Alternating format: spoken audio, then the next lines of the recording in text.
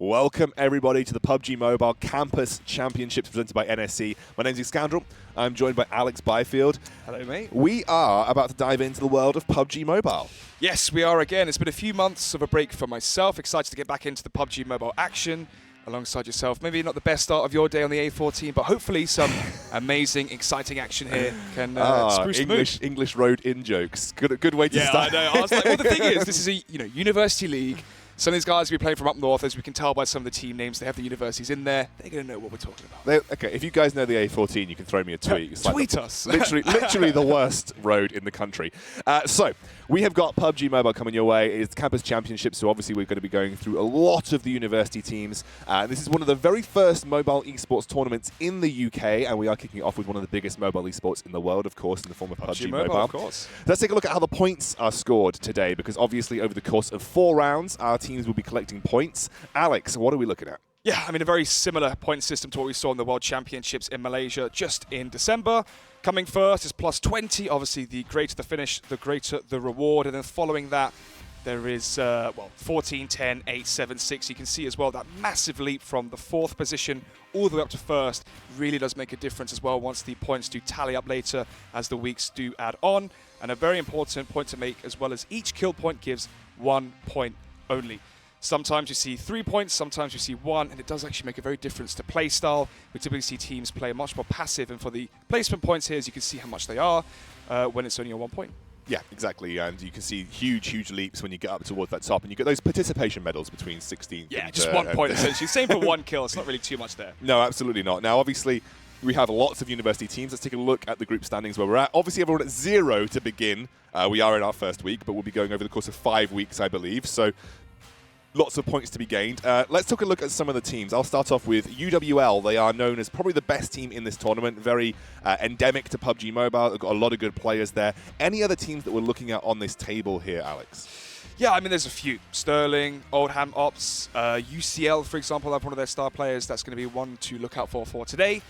Besides that, the issue here is these teams, a few of them do play together regularly, but there's almost no indication as to what level. Yeah. So they may play regularly, as we've been told before coming into this event, because many of these teams are unknown quantities. Well, you could play regularly with your mates, pre-drinks before you go out on a Saturday, or you could play religiously every single day. So we don't actually know what level they're going to be coming in at. And for myself, and I'm sure you as well, Scoundrel, that's exciting to see which teams are going to be the real deal. I've been told there are a couple of transfer teams from the PUBG PC version. Yes. So some people have picked up the PUBG Mobile version. PUBG Mobile KEKW being one of those teams. They are actually the champions of another university tournament. Yep. So they've got a lot of experience competitively. They'll know the maps. They'll know the tactics, of course, which can be very important. The tactics are quite similar across both PUBG Mobile and PUBG PC. And the only other team that I wanted to kind of highlight was UOK right at the bottom there.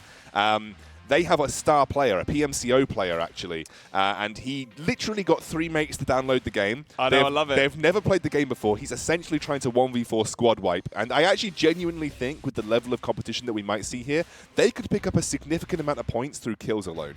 Yeah, and actually we saw when we, in December at the World Championship, kills made a major difference as the weeks did eventually go on.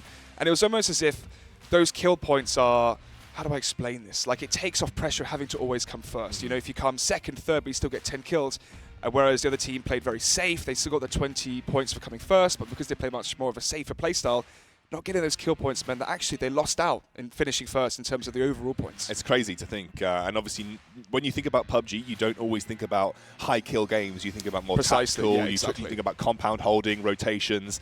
When it comes to the kill points, though, I think there are genuinely in PUBG Mobile many more opportunities, especially when you have this level of play. I'm not slating our teams, but this is not PMCO, this is not the World League. This is a sort of slightly lower level of play, and trust me, having played PUBG Mobile a lot, if you are bad at PUBG Mobile, or even if you're awful, if you're mediocre at PUBG Mobile, a good PUBG Mobile player will slay you. So there is genuinely some opportunity here for really superstar players to pop off and find kills.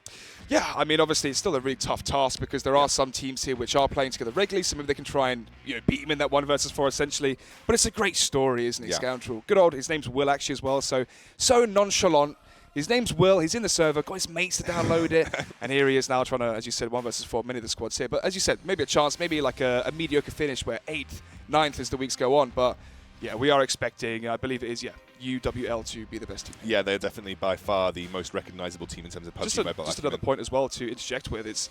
You mentioned the PC version. Many teams who are PC players just download the mobile version to play in the Uni League and to see what it's like. The game's very different on the mobile. The pacing is very different on the mobile. I think that's one of the reasons why kill points are really important, because the mobile version, kills happen so fast. And it's not like on the PC version where you're scared of peeking angles because of how accurate some of these players can be. On the mobile version, you see a lot more of just hop in the car, they do the ambushes onto the combat. Yeah, exactly. Which is why sometimes it can be a lot more exciting to watch the mobile version, because it's so much more chaotic. Agreed. And actually, speaking of the PC version, why some of those players may have a little bit of inside knowledge is that we have our maps. Let's have a look at the 4 maps that we've got coming up today. Kicking off with the old classic Erangel. Obviously, it's kind of like the most known PUBG map. Precisely. It's very fair. It's very balanced. There's lots of good opportunities across the map. Miramar, which can be quite taxing and quite difficult for newer players, but when the pros play it, it can be very, very good to watch. Sandhawk, which is all guns blazing, less tactics, more about your pure aim and pure gun skill. And then we're finishing things off with Vikendi, which is a bit of a mix of everything. Yeah, obviously, I like the style we have here coming up. Erangel, as you said, the most popular map, the most obvious choice to have first. I mean, typically, when you have 6 maps a day, sometimes if the broadcasts are longer, usually you see Erangel 2 or even sometimes 3 times because of how balanced it really is. That Miramar coming in second, though, is so rough for a few of these newer players, especially Will's teammates, right, who have just downloaded the game. Not only are they going to be looking at a brand new map, because obviously if you follow esports, you would have seen Erangel before just from watching PUBG. Yeah. Miramar is a long distance map where if you haven't got the aim which you have on PC, you are going to struggle to take down squads. Sandhawk, fast-paced, small map, chaotic, we love to watch it. And then Vikendi, kind of like a best of both worlds. Compound heavy, there's strategy, but it's also quite a small map as well, so rotations are fast, which means there is action constantly. So I have just been told that University of Kent, which I believe is the UOK, one with Will, are actually playing with only 3 players in its entirety. This guy. one of the guys obviously just downloaded it and as thought, long as it's still Will. my phone doesn't run it. I can't get Or maybe in. he's opened the stream, he's seen Miramar, is he having a laugh? Yeah, I can't play Miramar, mate. I'm good.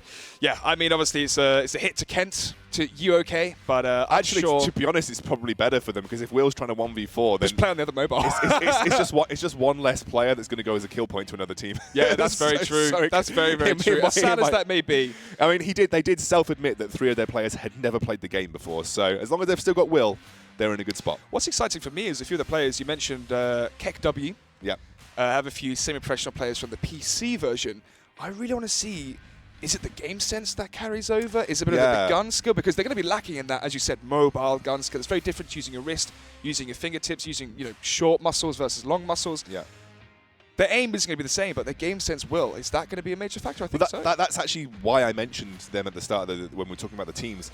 They have got the game sense from the PC version, which means they are used to compound warfare. They know how to rotate. They know where, because actually the loot is similar in terms of spread on all the maps across PUBG Mobile and PUBG PC. There's some slight differences, but realistically, the good loot zones are the good loot zones across both versions. Pachinki's right? Pachinki. Yeah, exactly. Pachinki's Pachinki. You're always going to get the best loot in the best location. So they're going to have the game sense. They'll know how to rotate. They'll know what weapons they're looking for, because they'll have similar stats across the board. I'm hoping that translates.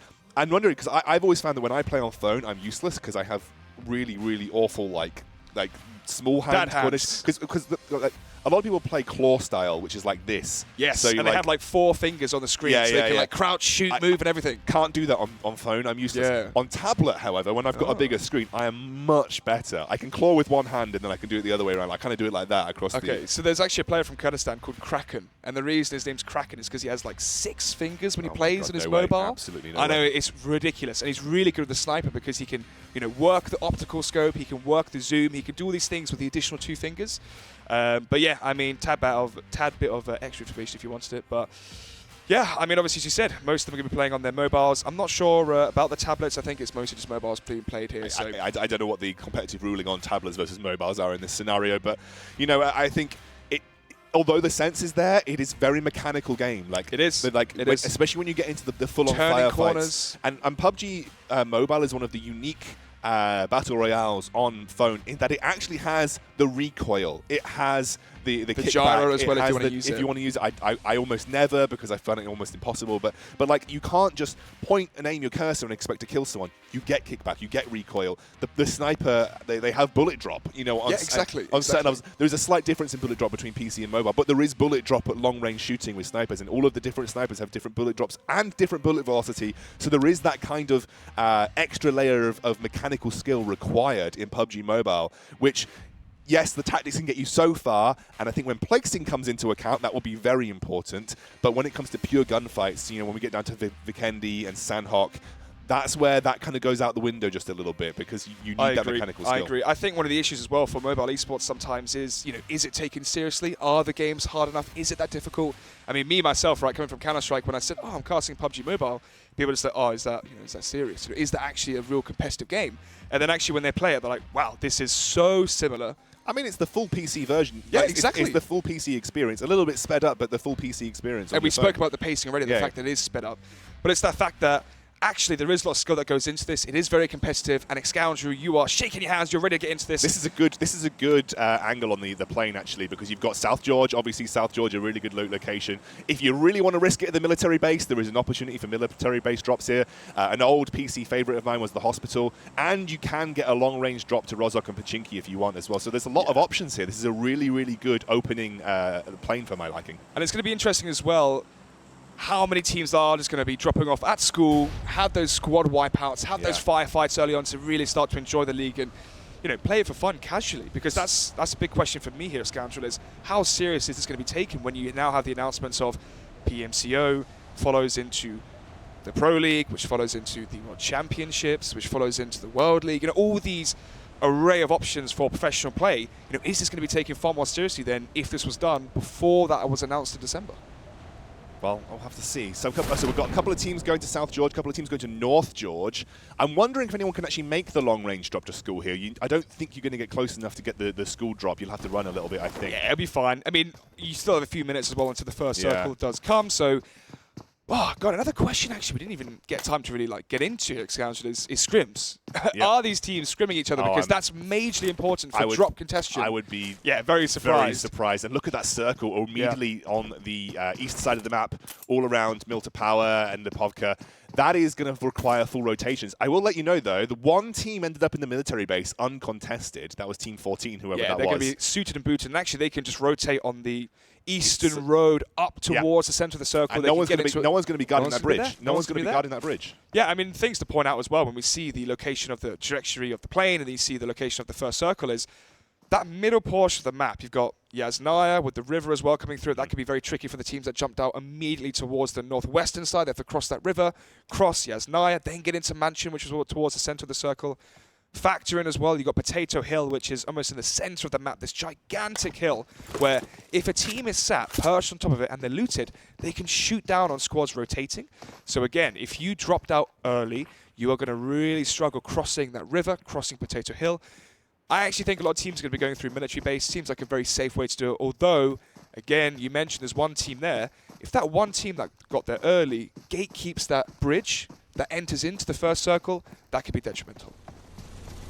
Interesting, we're seeing Snake crumpets. Oh my goodness, I'm really going to enjoy this Scoundrel. It's getting straight on the jet ski. They're going to take a river route to the other side of the map. And maybe sometimes you do see teams who drop in the more remote locations immediately rotate to inside the circle and loot when they're there, and then try and hold up compound within the circle to make sure they've already made that rotation. And that was something which was the like a difference in style between the PC and the mobile version, was essentially the playing on the outer ridges of the circle or playing inside the middle of the circle and setting up a compound. Yeah. Obviously, it is map dependent. You know, Vikendi, teams will just hop in a vehicle and just drive into the center of the circle because it is such a heavy compound map. There's so many fortresses that you can obtain and have as your own.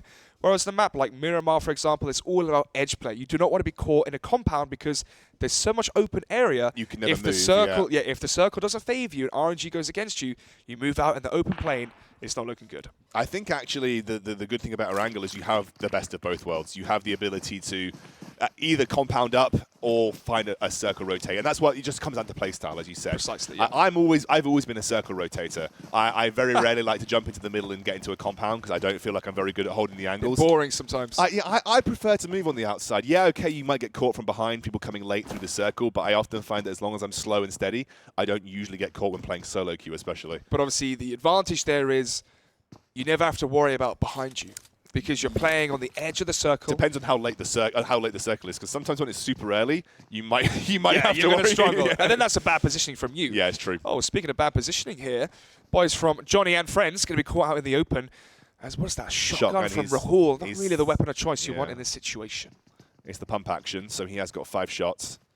Not great long range, though, and there is a significant range between these two compounds. I don't think the shotgun's going to get it done. He's going up against the AK, so, you know, plenty of spray power here, plenty of medium range power coming out from Johnny. And this is Johnny and Friends, by the way. Absolute Johnny lads. the boys. Johnny Mad and the lads. boys. Yeah, I think actually Com there has spotted out Hazy there between the blades of grass. Rahul, obviously, the third-person view, can spot out a few of the players, Coxie and Com.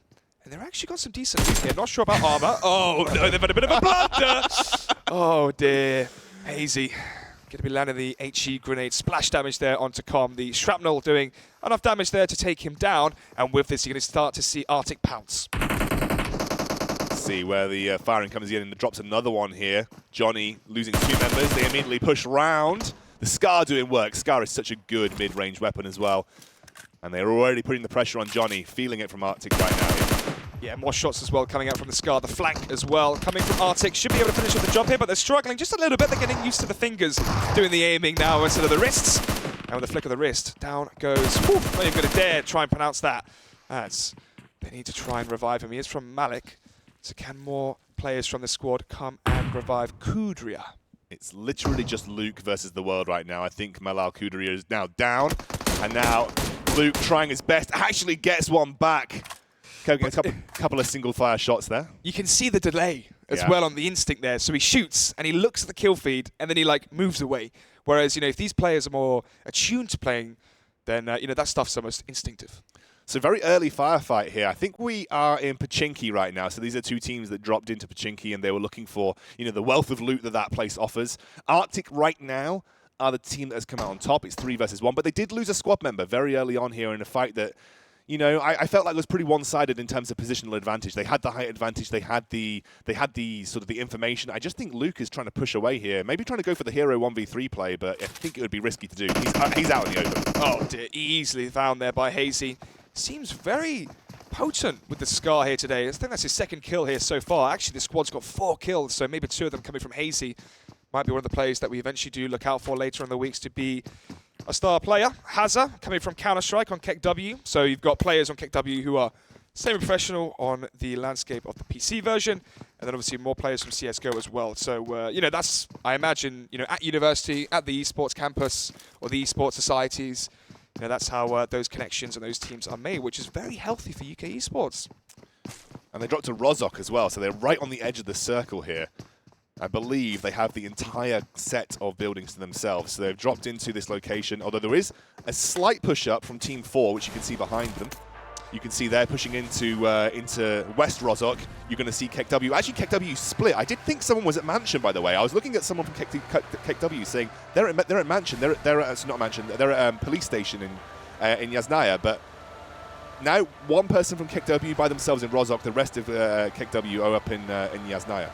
Yeah, I'm going to be worried if you're Savage there towards Quarry. Looks like they don't have a vehicle yet, although I think one... Yeah, they've just picked one up there next to Ferry Pierce. They can get in their vehicle and rotate south towards the centre, or just outside of the circle. I think because of how far away they are going to have to play that edge play towards phase 4 or 5 and try their best in getting into the compounds. This is UWL, the team that we wanted to keep an eye on, the team that has the veteran players. Yep. And they, like you said, are going to be playing the edge game here. It's going to be very difficult, and Erangel is one of those maps, a little bit like Miramar in some areas, where if you just run out in the middle with a vehicle, you are rolling the dice as to whether you're going to get shot down. So you need to be very careful when playing into the edge here. DPS on our screens actually losing Ali. He was the first player to die. We're already out of 8 players so far in this first matchup. Typically, when we're watching the highest level of play, you usually don't see players dropping out until about 15-20 minutes into the actual match, so you can start to see the difference between the casuals and the professionals in terms of being caught out in the open, which we saw from Arctic. Lots of players here. I believe this is up at Yasnaya. And there is KEKW, there is HWU, and then we've also got a team in between them. So we have a complete pincer here. Team 6 caught in the middle of the crossfire.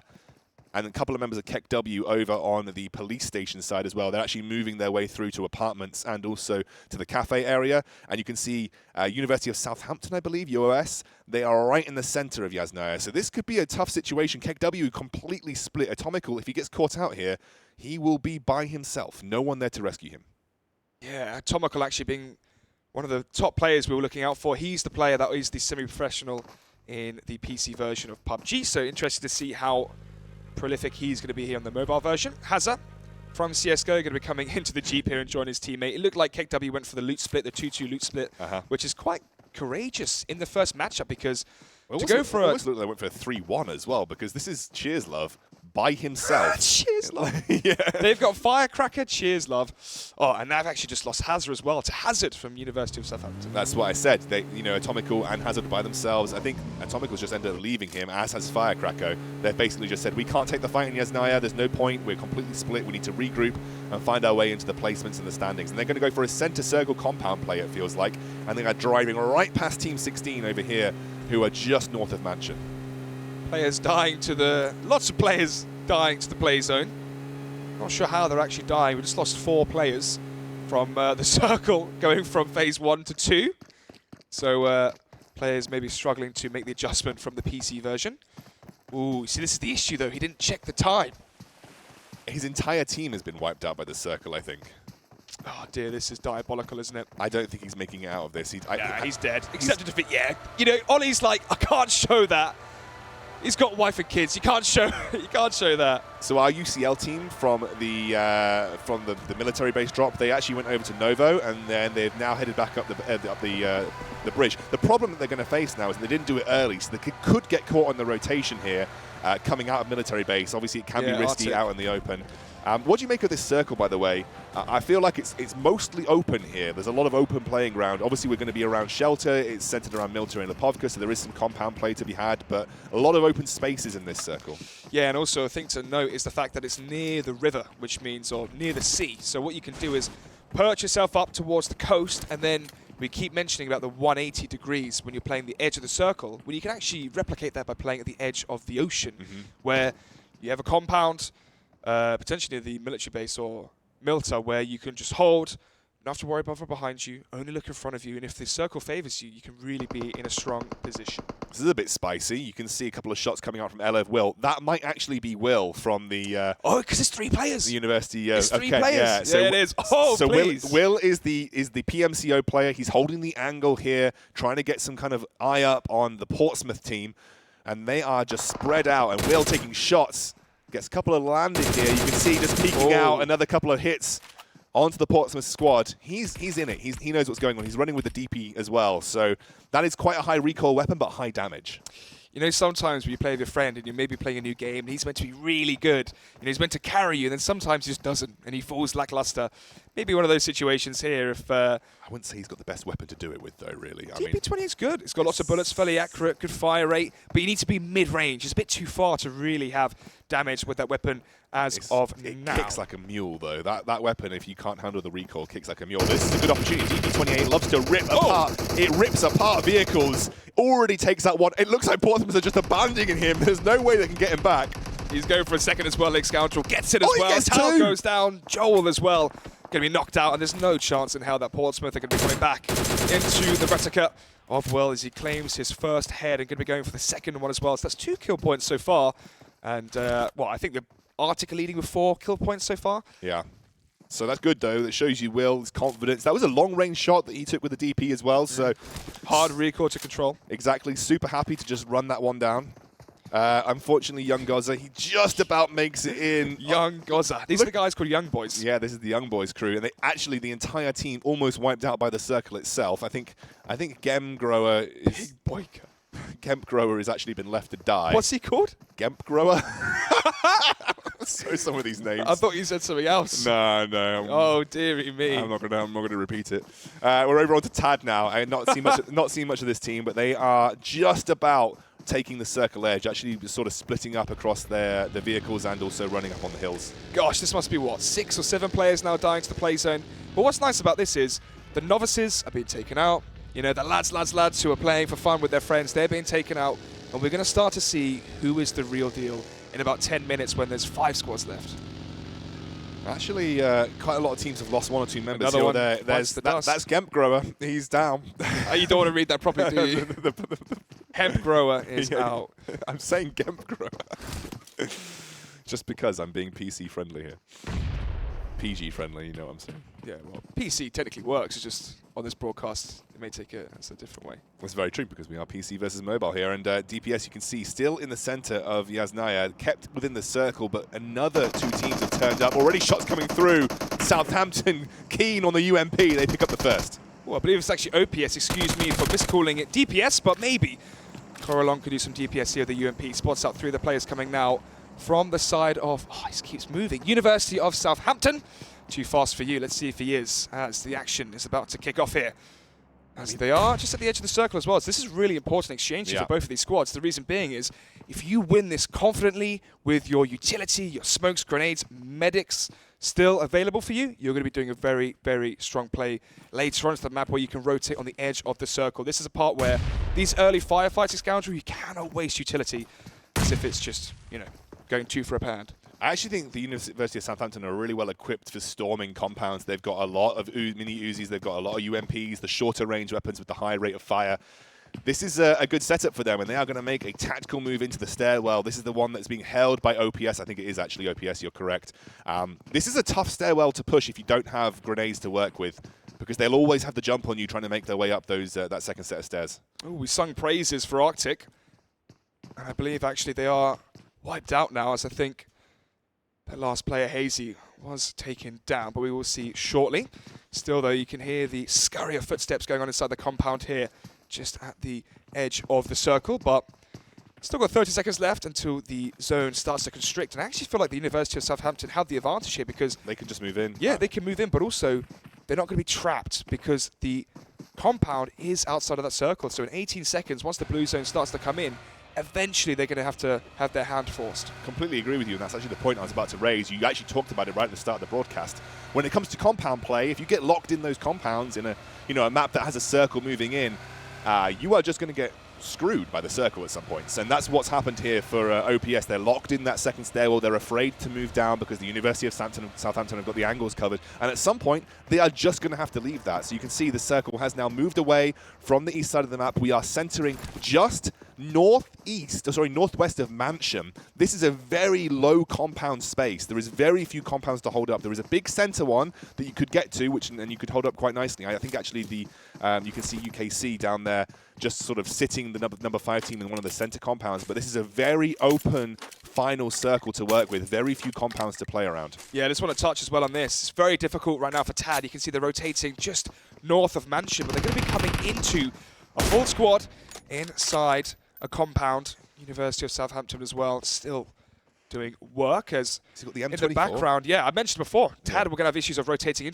towards the compound just north of Mansion. They are going to be wiped out immediately, now down to just 10 squads. More damage coming out as well as this Hazard from University of Southampton wrecking havoc here versus OPS. And he's got the M24, so he's actually hitting like a truck with this sniper as well. He's got a nice blend of long range and short range, but plenty of eyes on OPS as they made their way out that compound. We just mentioned it, coming from Yasnaya, you get stuck in that second stairwell.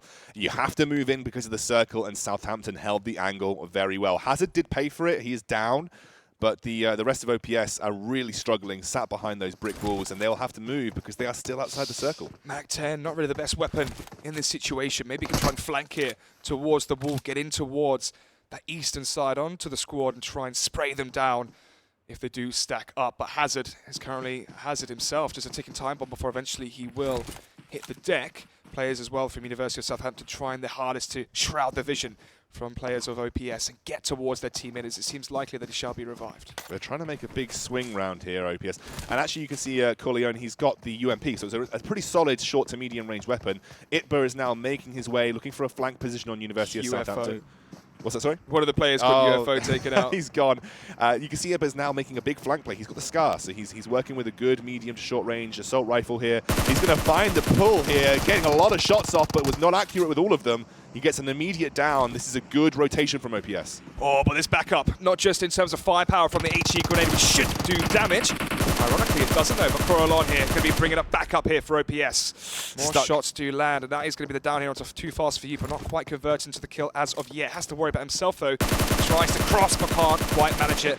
And you saw the instant wipe, which means they are going to be wiped out of the server in 10th.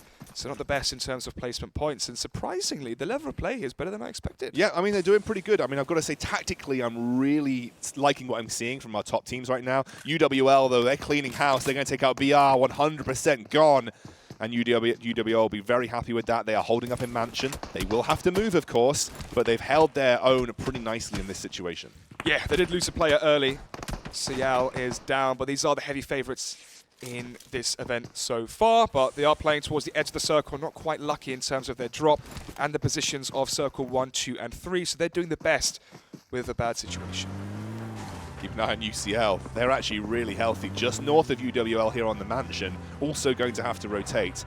I've got to say, the University of Kent, they've kept that center compound on lockdown since Will basically bashed away that team by himself. Actually, UWL Atom goes down to play zone there. Just jumped out. What's he doing? Will picks up steak crumpets. What's he doing? He's just dead. Will's going to pick up another. I did say Will, likely to be one of the players picking up a significant amount of kills. He's got the AUG as well. He has got the AUG. He's picked it up from at least one of the crates, I think, somewhere around the place. He's actually kitted out right now. This is our PMCO player.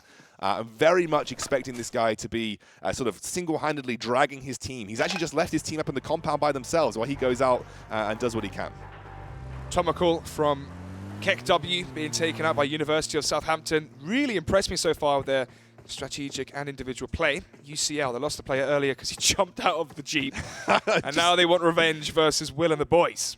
Will and the boys are just going to make their way around. They're not going to take that fight. They know that they don't have the position to. They're going to try and find a south side entrance to this circle. So they're playing the circle game. They know there's very few teams, most teams coming in from the north and east areas. They want to take the south. They want to keep themselves safe. They're playing for position here, which I fully appreciate given how many points are on the line. However, I feel like they're going to run straight into UWL here. Ooh, seeing the map, let's take a look. There's a crate down. Potentially that's where the AUG did come from.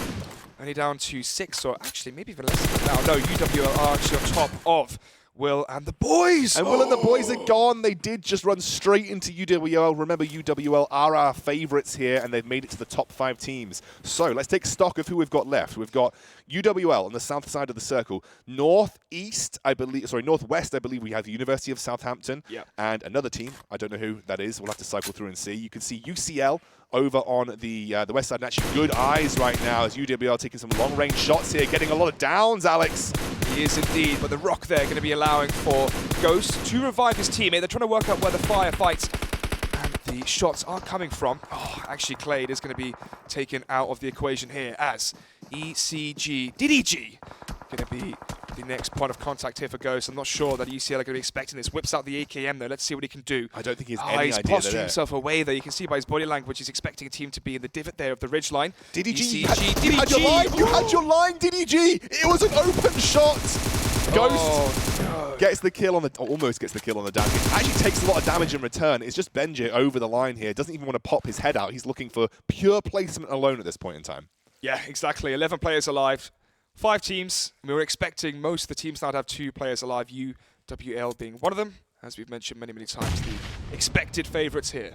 Just having a look, because you can see Benji is just creeping over. He's currently prone, immediately gets taken out. Benji, absolute monster. Brilliant headshot there with the UMP. First bullet accuracy is in his favour. He's the last player as well from ECG. So if he died there, that would have been them going out in 5th. Instead, going to be going out in 3rd. University of Southampton collecting more heads. Yeah, UWL will also taking pot shots now as well. I think it is literally UWL, University of Southampton and a couple of guys from Team 8, which I believe was UCL as well. No, HW. Can't quite see who they are. Let's take a look then. They're going to be going for the drive-by with the AKMs. Oh, maybe even running them over as well. This is going to be a firefight here by the tree, just inside the edge of the circle as well. So this is going to be paramount if they want to use it as a strategic position later on. And it seems like the University of Southampton are being cleaned up here, although Hazard comes in just in the nick of time. Let's see then. Can he try and wipe out the rest of HW? HWU seems likely. Only 2 teams remain. It's going to be UWL versus University of Southampton. And the way that I want to bring this one to you is University of Southampton, best team we've seen so far in the server. Before the games actually started, though, it was UWL expected to be the best. Yeah, tactically, I'd say UWL have played a blinder here. I think they've kind of really picked the best positions in the circle to make sure they were taking the least fights possible. But University of Southampton have got themselves stuck in there. They have found fights. They have got kills. They have taken heads and collected them on their belts. So they've picked up a lot of points here, both positionally and kill-wise. Let's see then. The smoke comes out. We'll be shrouding them for now. They have the vehicle as well, which they can use as defense. Hazard in the open, going to be looting one of the corpses they claimed from earlier. But that's quite risky. He's actually got quite a easily seen pan, hasn't he? Is that Hello Kitty? That is a Hello Kitty pan, I think. That you could see that, can't you? I could definitely see that. I actually don't like looting at this stage in the circle because I feel like you're usually kitted out with everything that you need anyway. And so unless you're desperately in need for some kind of boost meds, which is usually some of the most valuable things that you can get in the later stages of the game, I very much don't like going out into the open in the circle at this stage in the game and trying to go for a loot, because I think you just put yourself on a platter to be taken down. Luckily, the hill cover kept him safe in this situation, and you could see both teams shuffling towards the circle. It is 3-2 outnumbered. University of Southampton do have the numbers over UWL, but they are also much, much, much more risky in terms of their positioning. They are not proning, they are running and gunning, looking for the fights here, and one will go down. Hazard immediately gets taken out. Let's see then what they can do. University of Southampton lose their first player. Hazard not out of the equation just yet. It's going to be down for now. Saint unable to convert into the kill, but eventually he will. This is important as well for the kill points later on, as Saint and Cable now have all the work to do. Both these players are inside the circle, and now it's going to start to constrict, which means University of Southampton have to make a move instantly, as the HE grenade is well positioned. Doesn't do any damage as of yet. Saint gets another one. Oh, it is the down as well. It's all down. Just Cable now to 1 versus 1, it seems. Ooh, a Jinka knows exactly where he is. Saint is down. Look at that ridge line of smokes as well, which potentially could shroud the revival. Spots outside of the open, but he's going to be giving away his position. Now Cable could have struck there and gone while his teammate was being shot at. Let's see then. Cable inside the smoke, chucks out the HE behind the crate, using it to his advantage. This is smart.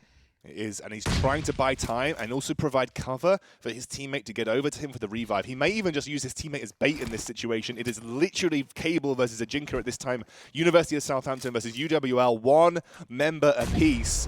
So close as Cable actually bounces back. He has now lost Saint. It is a 1 versus 1 here, Alex. Very tense, as you can see. Ajinka just trying to crawl in. Couple of grenades being popped over towards that crate.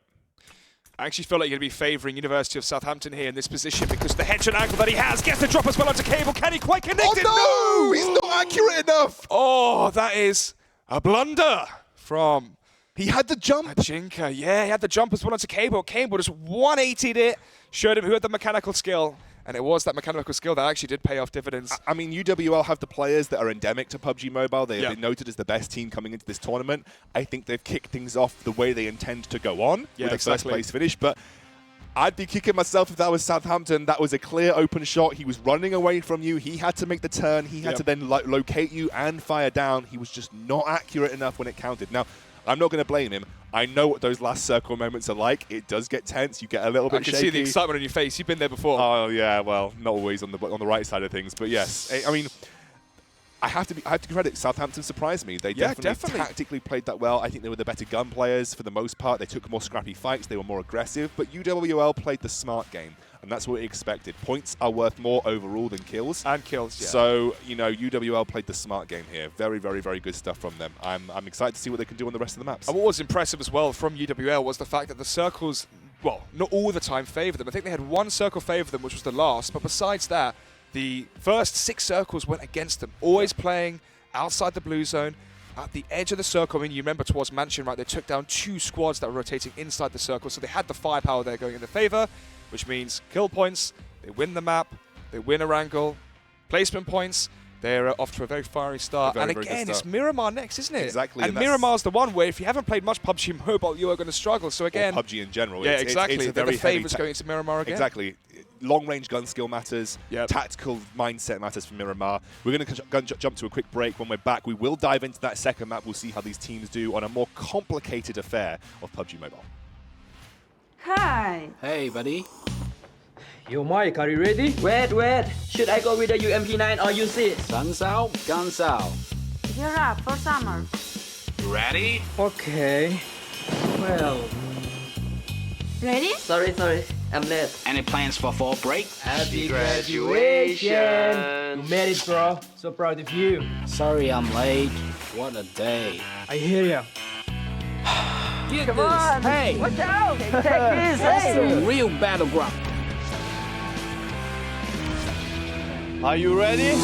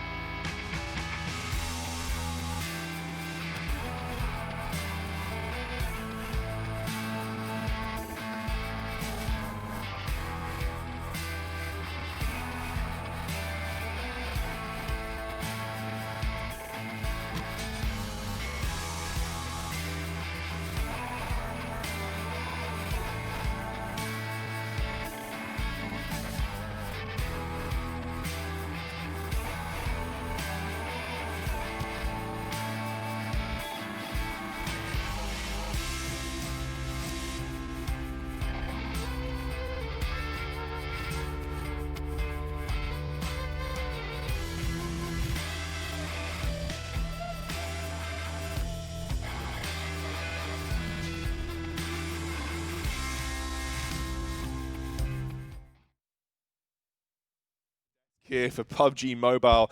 I'm Scoundrel. That was you were definitely right on time. Yeah, as well, never late, never early. Exactly, there you go. So we've had the first game, Erangel. It was the expected victor of UWL. It did come down to a 1v1. We did have some surprises as well. University Gosh, of I'm like a little bit Southampton. out of breath now running up the stairs.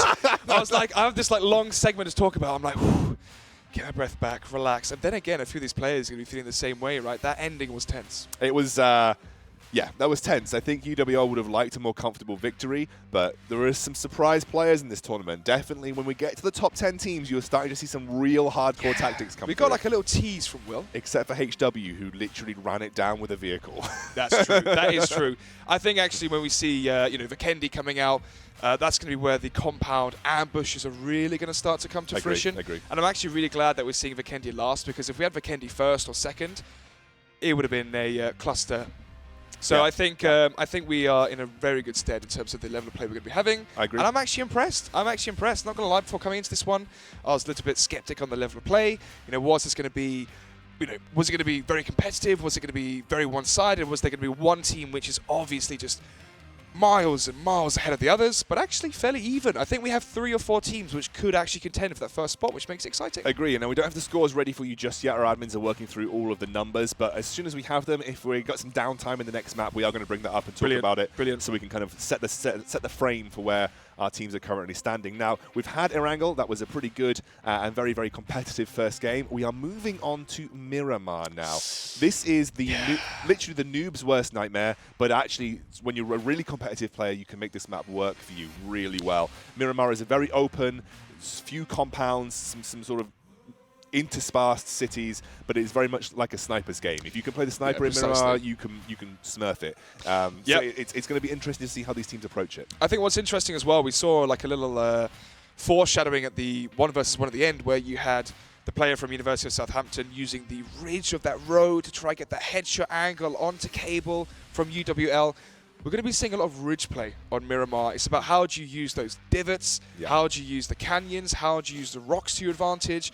And I think for some of these newer players, they're going to be, trial by fire if they can manage it. The thing is about Miramar is it's such a height map. Like, there are heights all over the place where you need to know comparatively your location versus someone else, whether those ridges and divots do protect you. And if they can see you. Exactly. If they because do of how protect high you, it is, it's not like a simple level playing field like a Erangel where you can just look straight forward and see if they can see you or not, right? Yeah. With Miramar, because it's so high, as you said, there's some points where you may feel safe, but there could be someone up on the ridgeline just behind you with a sniper and it's over. It's all about knowing where you can be protected and where you cannot be protected, because you have less man-made defenses to work with. It's all about utilizing the environment, and that is what makes Miramar really interesting. Players can find those dead spots, they can find those blind spots for other teams. However, people can just climb on those mountains, get an eye on you in the divot, and then you're just open in the air. So it's also very circle dependent, because you can have a very different end game with Miramar. If the circle ends up on one of the cities, we can have a similar kind of Erangel ending, a bit more compound heavy. If it ends out in one of the open deserts, then it's just chaos. It's just chaos. Absolutely is. I mean, you mentioned the environment and the terrain. We saw nearly 10 players die just to the blue zone on Erangel. What's the quota going to be? Tweet us or put it in the Twitch chat what you think. I'm going with 12. You're going with 12. I think 12 will die to the blue zone here, because it's one of those maps where you can get caught off by a ridgeline just stopping you from going straight. So you have to go around, and if you haven't, added that into your tally of seconds of how quick you have to get into the zone circle, that's going to be issues. Agree.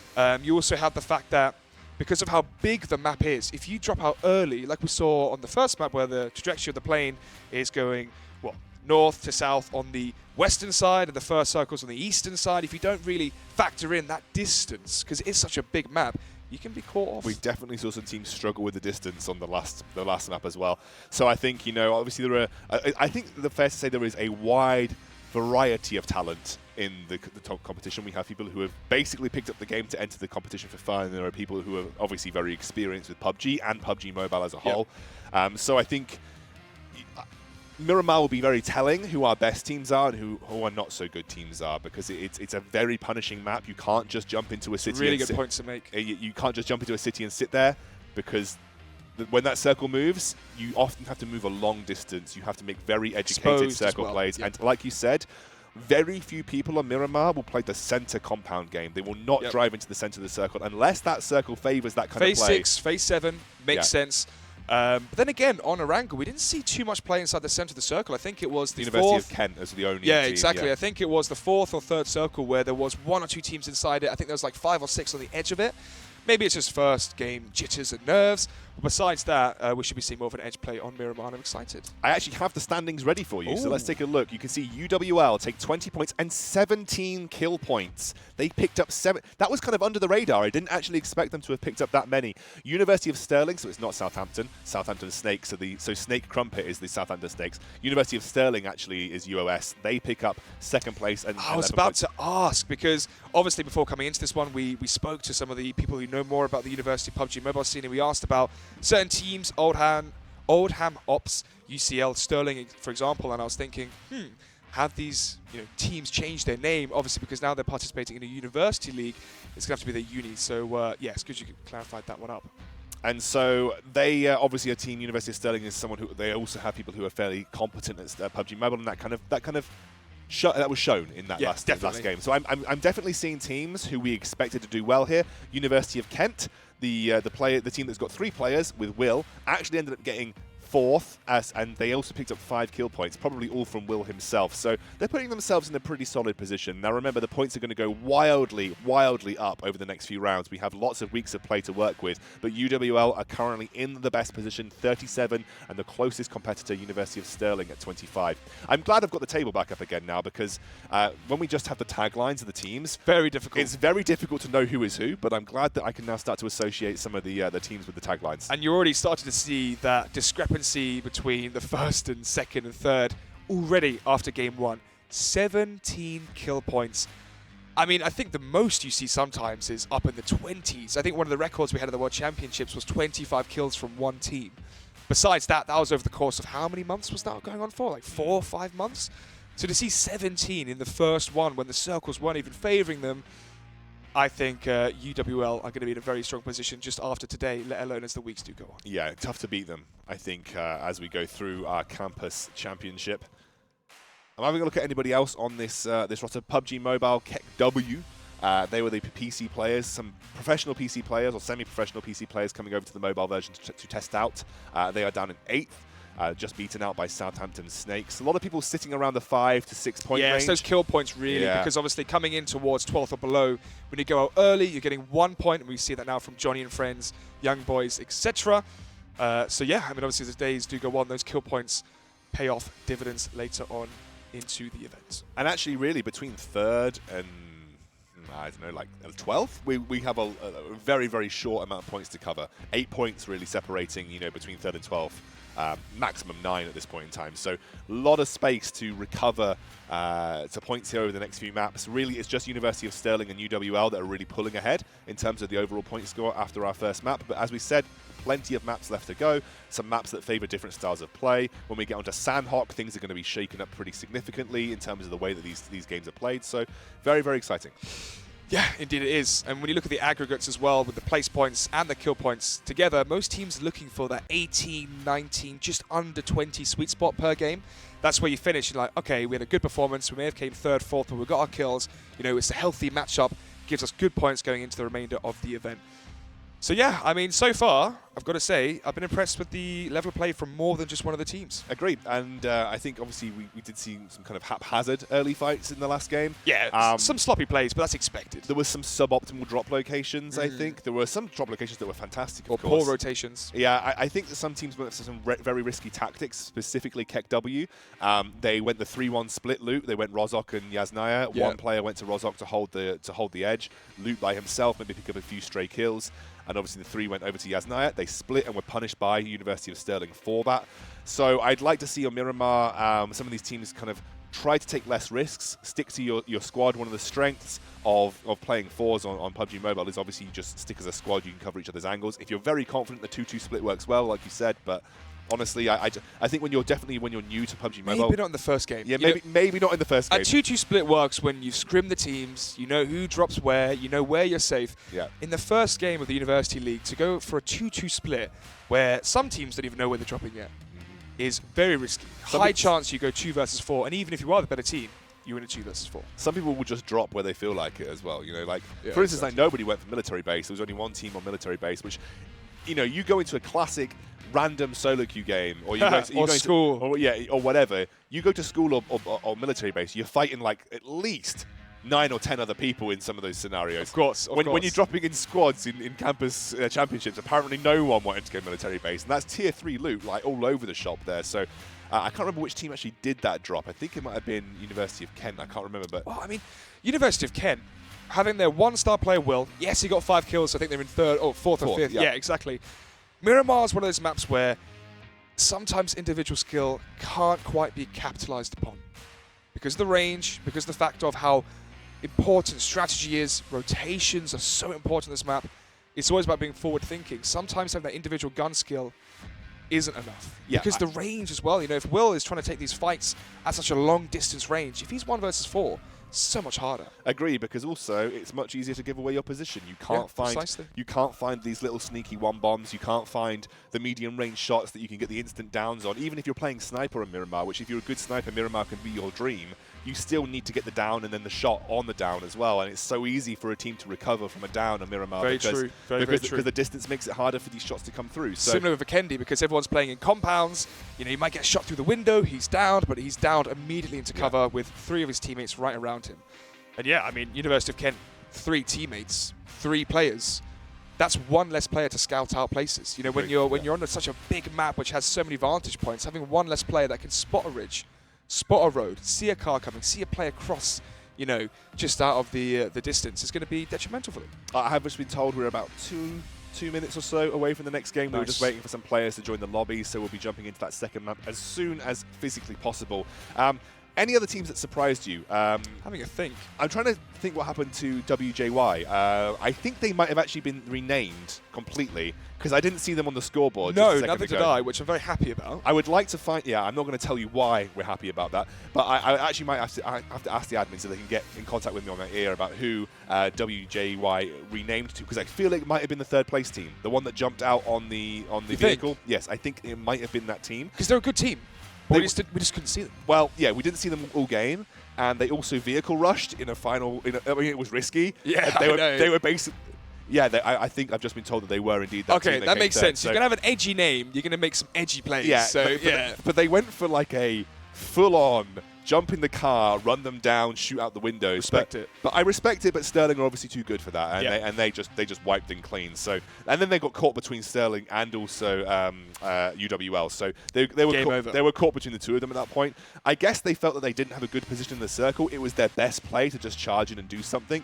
Maybe if it worked out well for them, they had the positional advantage, and they also potentially take the game. Maybe we'll see them shape things up for Miramar, but again, it was a very edgy play, that's for sure. Another team as well, which we saw more of at the start, was Oldham OPS. Yeah. We saw, you know, early kills of the UMP from a few of the players there, where there was like early exchanges after the drops happened, about 10 minutes into the matchup. Besides that, it kind of went quiet for them. I think they just got edge guarded, eventually got taken out in the midst, in the background, because there's lots of kills that happen off camera. Obviously, there's 64 players. We saw how they died. They got stuck in the second stairwell against Sterling. Sterling backed out. Yes. And then they tried to flank them. And yes, they couldn't, but they the couldn't- wall, yeah, they I remember couldn't get now. the flank, I remember now, yeah. But Good memory on you. But they did play the Yasnaya, and they boxed themselves in, unfortunately. Yeah, you That's- mentioned the police station. Yeah, and it was in the one of the police stations or the second apartment block, something like that. They boxed themselves in on a closing circle. You never want to box yourself in on a second story, especially where there's no real exit.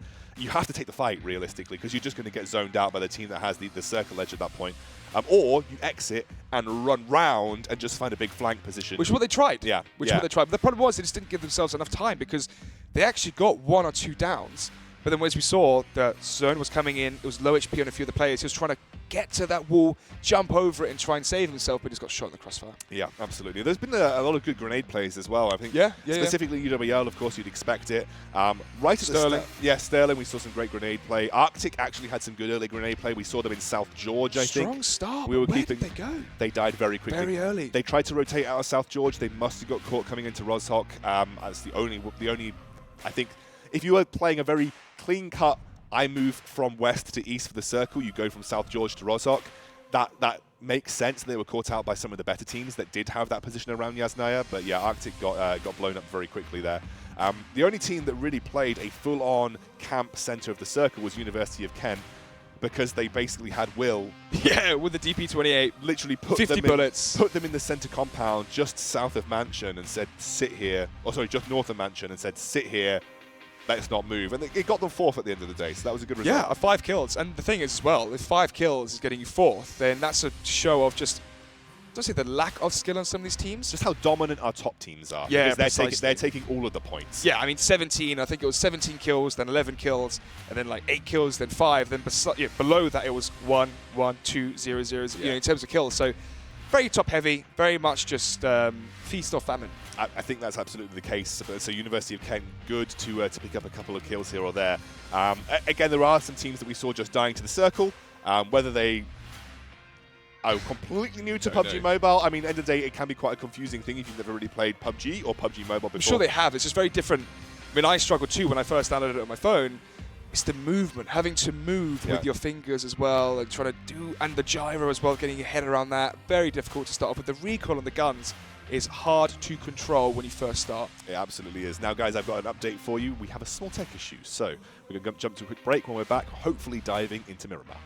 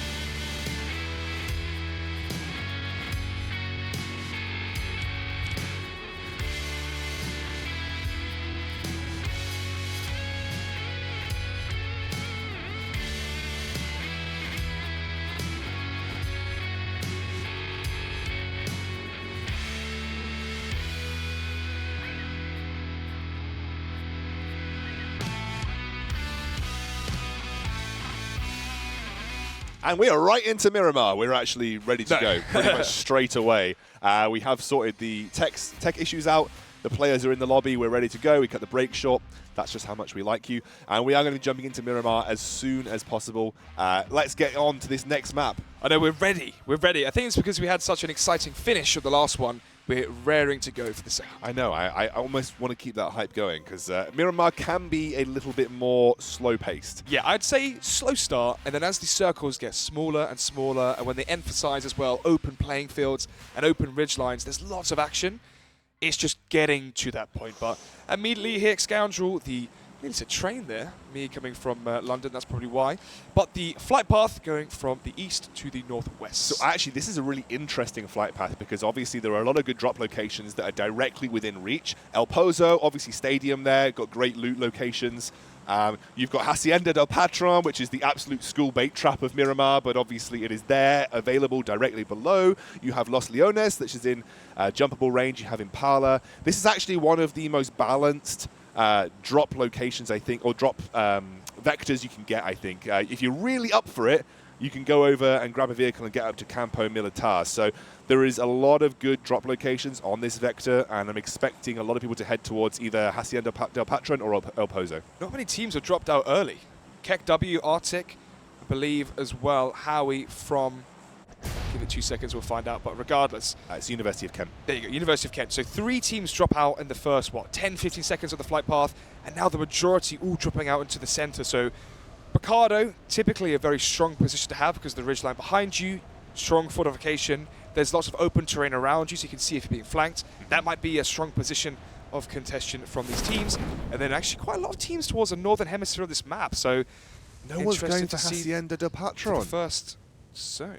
Hacienda del Patron is just literally like free loot if no one goes for it. It's got so many tier 3 loot locations there.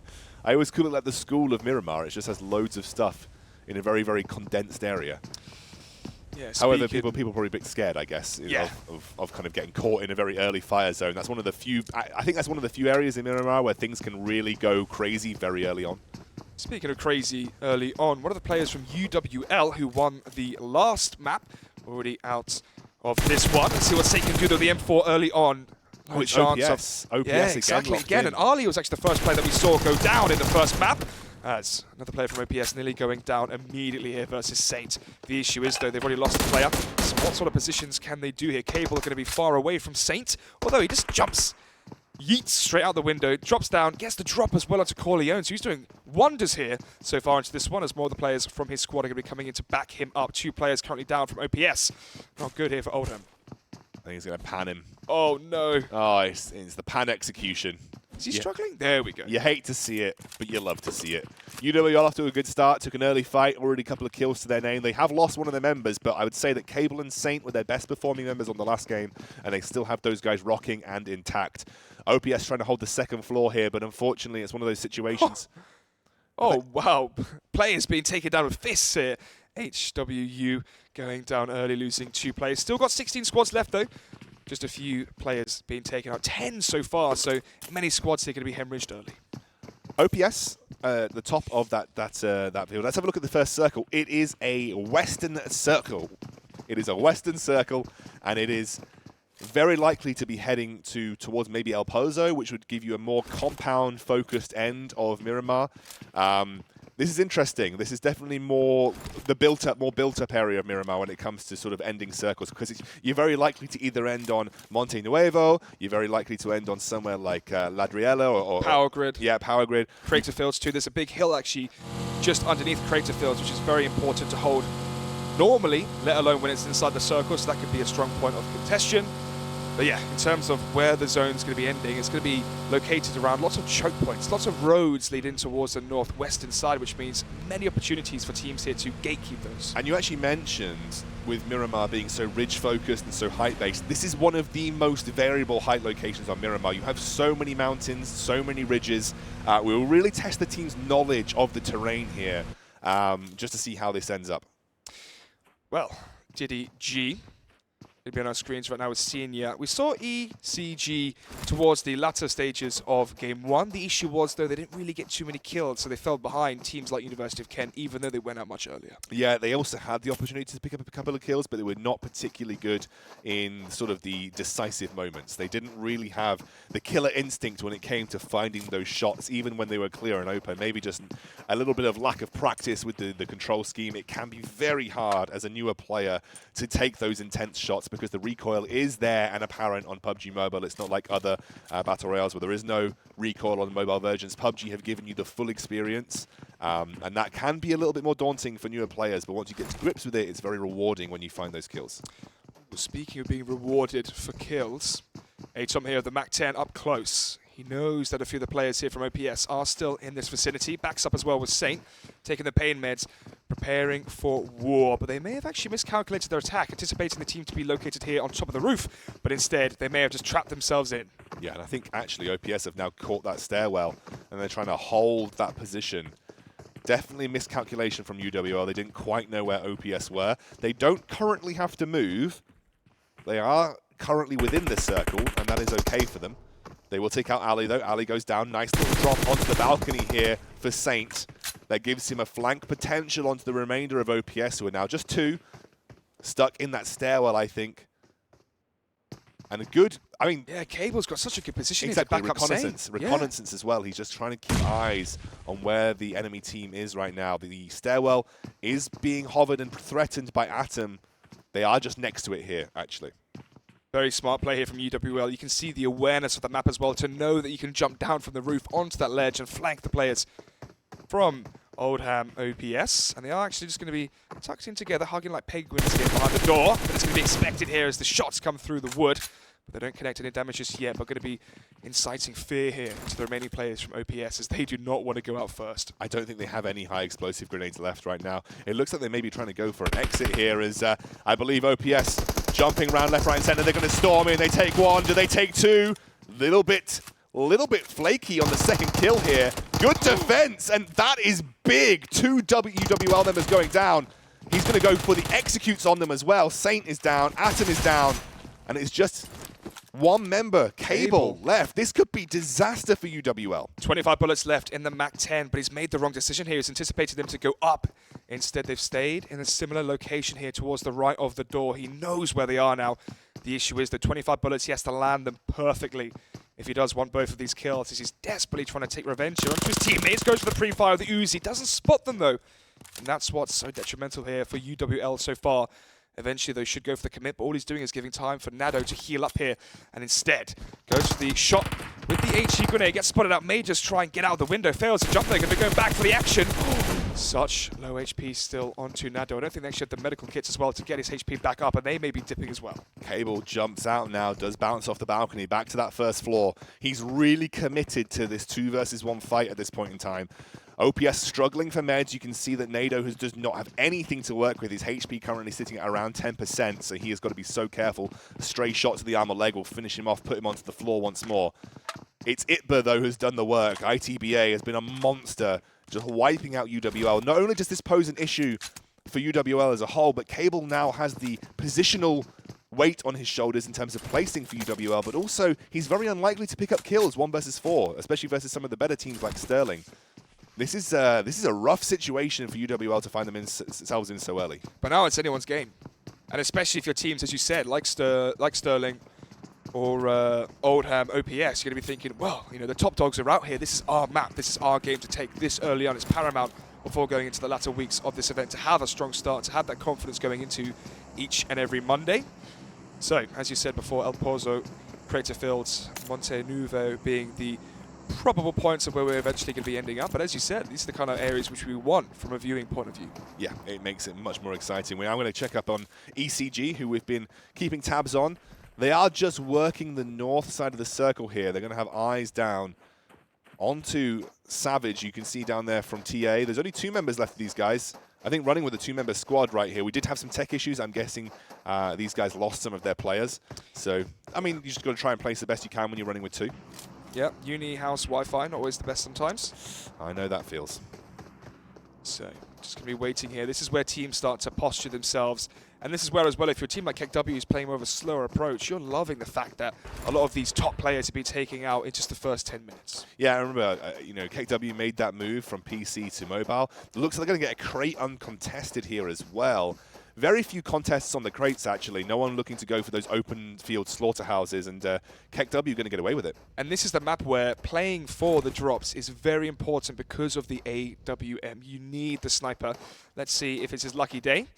Actually, we can't see what loot he has just yet. He's still trying to move and loot at the same time to make it harder for him to be shot while looting.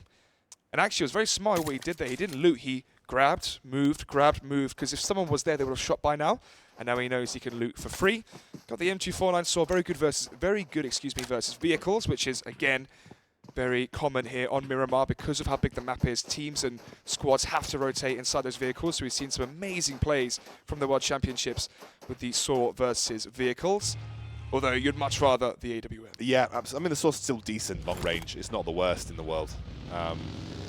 You'll take it. Realistically, you'll take it in that scenario. He did also pick up a tier 3 helmet. It's going to make him a little bit more protected, maybe if his head's poking out over ridges. And we're back onto UWL Cable here. Again, OPS still healthy. NATO has found some med. Now they're going to be looting up. They haven't really had much time to pick up gear here. However, being in the circle, they have more time to loot. They have a bit more freedom. And they are still looking for each other. They are still keeping eyes open. Both of these teams remaining in the area. Cable being encircled by the remainder of the OPS squad. Yeah, you can see teams right now aren't making any crazy plays as of yet because of the small amount of time before the phase 2 circle does come onto our screens. So no reason to do anything audacious as of yet. You know, going for a bold rotation or a bold play when you don't know where that circle is going to locate just yet. And it's still coming in. It's still coming in right now. UWL just pieced out. You just saw Cable piece out there. He's now heading back. He's actually going through TAD. He's driving straight into TAD territory just west of Hacienda del Patron. I mean, Monte Nuevo is going to be such an important point of this map because of all the roads that connect it. I mean, we have what? Arctic, if you go towards Los Leones, you've got Arctic, University of Kent, Portsmouth, UCL, KEKW, and then you go north, just north of Power Grid. If these guys are on vehicles and they're coming through that same road, you've got another 3 teams. That's 7 teams, all having to rotate potentially, unless they go through the smaller roads, which can sometimes be even more dangerous because it's easier to choke point with 4 players. You know, 7 teams going through one area of the map means that we should have some action coming very short. Will is solo riding it right now. He's nowhere near his team, picking up crates left, right, and center. He's basically playing the 1v4 squad game right now. He's going to join back up with Chowie, and I think also Ben Usher as well. They're both over there, just hiding up in some buildings. I'm almost certain Will's just saying, "Please hide in buildings, and I'll do the work." Yeah, I mean, you know, they say fear the man with nothing to lose. This is a guy who's very confident in his skill. He's playing with 2 of his friends, so he knows that if he makes mistakes, they can laugh it off. So that's where you start to see players get really comfortable and really start to show off their mechanical prowess. But we're still just 12 minutes into Miramar, and these games typically go on a lot longer than Sandhoek, Erangel, etc. Yeah, like you said, it's usually a slower start, and you see once the sort of the first initial gunfights got out of the way, a lot of people here dropping to the same locations.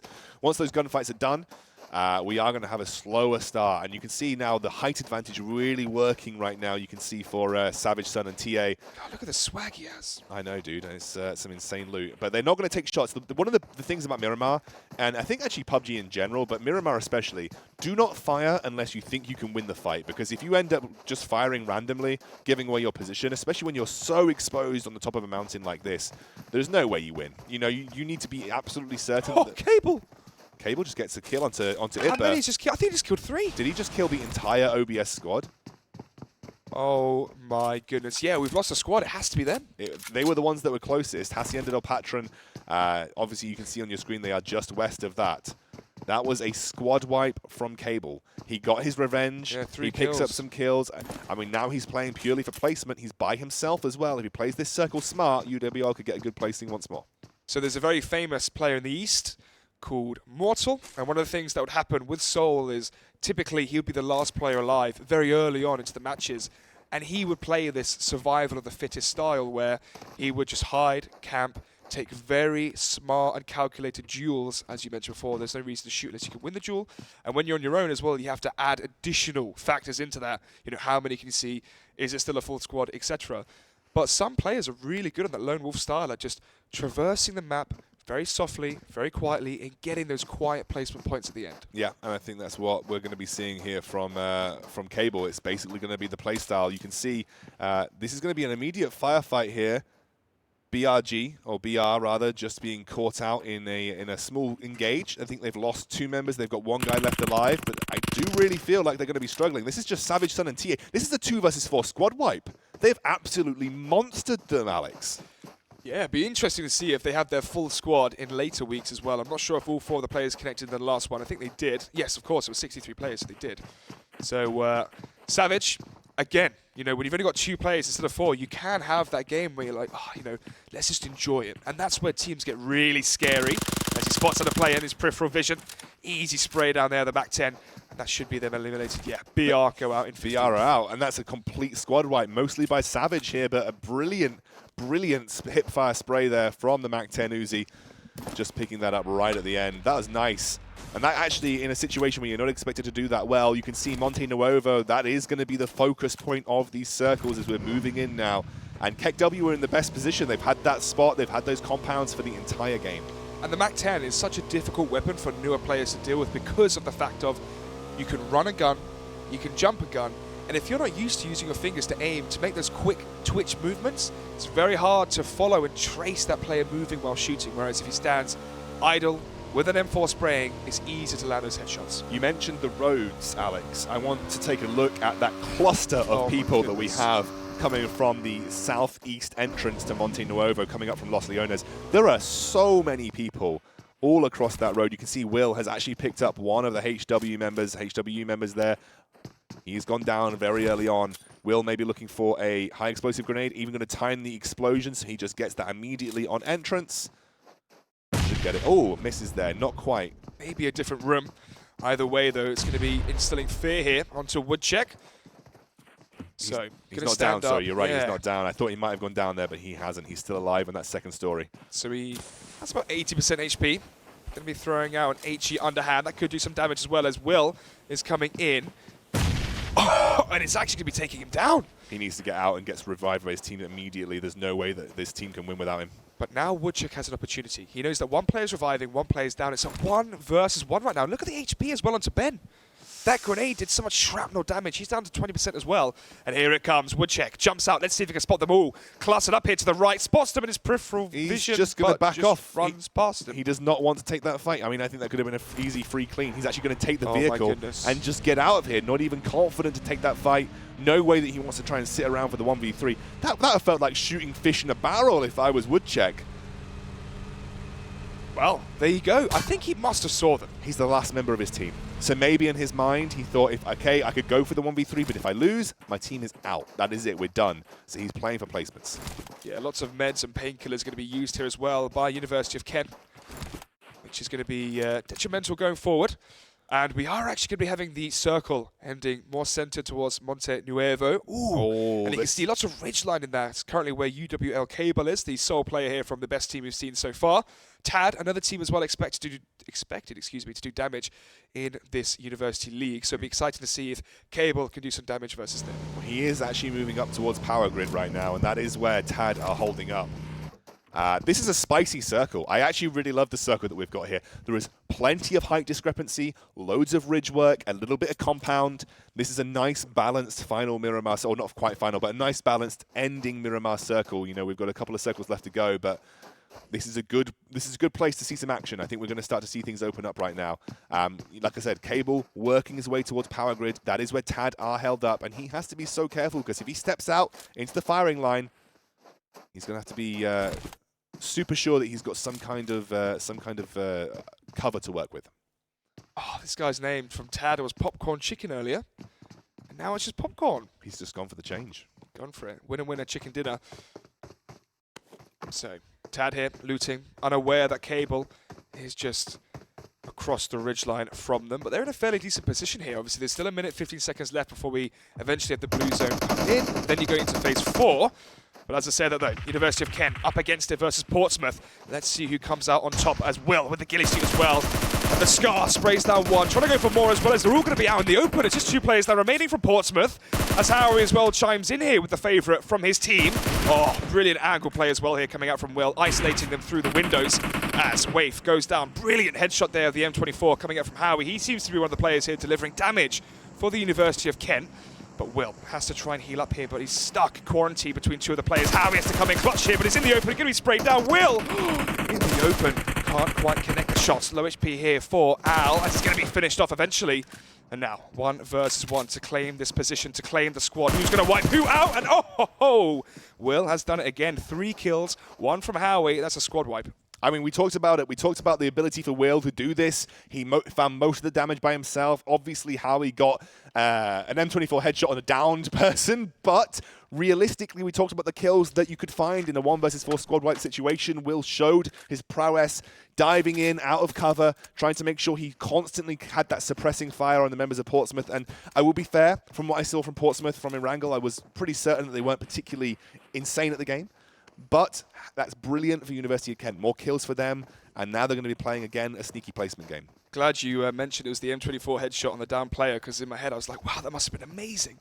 Maybe not so, but Will with the majority of the hard work done. And what's very important for University of Kent is Will now has the AWM. However, more issues here for some of these teams. Will just picked up another kill onto a member of Arctic. He's going crazy on Arctic right now, looking for another squad wipe. As well, yeah. Brilliant medium-range compound weapon if you're running with an AR. Look at this, though. Savage Sun, he already took out the entirety of VR by himself. He has that height advantage onto the Sterling roster. We talked about it.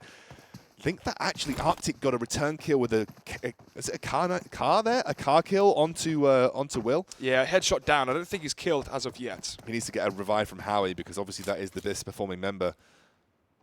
He's going to crawl over. Howie might even be able to get this back here. This is good. But the thing is, though, Scoundrel, right? We're how many minutes in? 21 minutes in. You've got 4 or 5 kills on your squad already. They got 5 kills last time and finished 4th overall.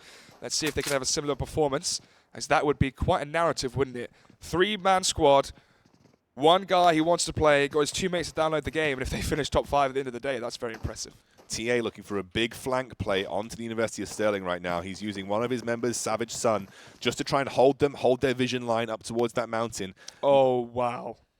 This is going to be a monster circle to work with. You're out of Monte Nuevo. You've got next to no compounds to hold up. It's all up in the mountains, and you can see TA now finding the flank with Savage Sun. Maybe not confident in taking that engage, though, and they're going to back off and look for an entrance into the circle. Exactly, you said it. An entrance into the circle. Sterling are out of the circle, inside a compound, and we said it so much during the technical fill. You don't want to be in a compound this early, and the reason being is this exact moment here. Look how exposed they are as soon as they leave this compound. They have to use smokes to get into their vehicles. It's a clever play. A clever play nonetheless, but that's how desperate they are. And they don't know anything about the positioning of Savage Sun and TA, so they're just going to back out. They have no idea how many people were shooting at them. They don't even know what team was looking at them. You can see Arctic hold up in the building over there. A couple of downs did come through for Will, but unfortunately could not convert because it was all into a compound. You can see Firecracker taking some shots over at HW Woodcheck, who did escape the earlier 3v1. And again, he's not interested in fighting. He's not interested in taking engages. He's all about the positioning. And we still have 13 teams remaining, so it's not until the 12th is out that you start to get more than 1 point for the placement points. So if you're Cable, if you're Woodcheck, you want to wait until it gets to 10, 9. That's when you're going to start to get more points for the placements. Oh, this is spicy. Look at this. Cheers, love. Keeping that info up on Arctic, and you can see University of Kent on the other side, compound just a little bit further north. This is Arctic pincered in. Will is back up and ready to go, by the way. And Arctic are preoccupied with the University of Kent because Will finds that long-range shot. The sniper coming out big for him, as you said. That's the revenge. It was Hazy with the Kar 98K that knocked down Will. And now the AWM, which does a lot more damage than a Kar 98. He's the one that has the last laugh. That's a 5th kill for him and a 6th for the squad. So they're looking strong so far. Just this one player. Spots up more as well. Is that EGC? That is ECG, yeah. GC, excuse me. They've now been spotted out in the open as well, so that could be more prey for Will. They are actually going to back out of this. I think they saw firing. They are looking again for a circle entrance a little bit further away to re-establish themselves and set up in a height advantage or a ridge. This is one of the most important things you can do is Tad getting wiped out here. I think a couple of members going down. It's now up to Spherics. Not much they can do, though. It's all about Sterling right now. I think Sterling have only got 2 Fast for You left alive. Tad might be working this one down. Yeah, they could be. Omeron as well. Full magazine, UMP, and the Silencer as well. So he's going to have a few extra seconds before they have spotted out where he is. I believe that's 3 players down as well from Sterling. But in the open, over the ridgeline, Too Fast for You is like his name. And he drops him before there's any chance of shenanigans going on. Cable still off in the distance. I'm not sure if he's in the circle as of yet. I think we should see the map soon because we're getting to that phase now where teams slow down and they play positioning. There we go. Perfect. Thank you, Ollie. I want to just point out that Sterling took a fight well outside the circle in Power Grid onto Tad, who were holding Power Grid earlier. It was a 1v1 at the end. Cable now has the jump on University of Sterling, who will try and make their way through. I don't think that Fast For You can save many members of his team right now. I think he might have lost every single member of his team to the circle damage. I think he's going to have to exit with a vehicle by himself. But then again, there's no one really towards the northern side of the circle, so in terms of the rotation, it should be okay. He should survive it. And ironically, Woodcheck is inside the center of the phase 5 circle, so that's going to be very strong for him going forward.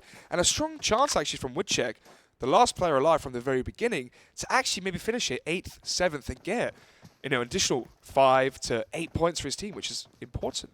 You can see ECG right now just trying to clamber in just southeast entrance of the circle. They have to make their way through both University of Kent and Arctic. Arctic still holding that compound. Arctic have been very lucky with the positioning of the circle here because they have a compound right on the edge. They will have to exit it. They have to make use of this compound before they get locked in by other teams. But they do gatekeep the circle on the south side, which is big because there are a lot of teams that are looking to make their way into the circle from the south side. Will in the open. I don't believe they're inside the circle as well, so when these shots come in, it's going to be very awkward for them to get out of this situation with 40 seconds left. Will, they're going to be posturing here with the AWM. Lands the shot as well. Oh, but at the range, though, Diddy G just barely survives. Knows exactly where UCL are as well, so they're going to be pincered between 2-3 teams now as Arctic join the fray.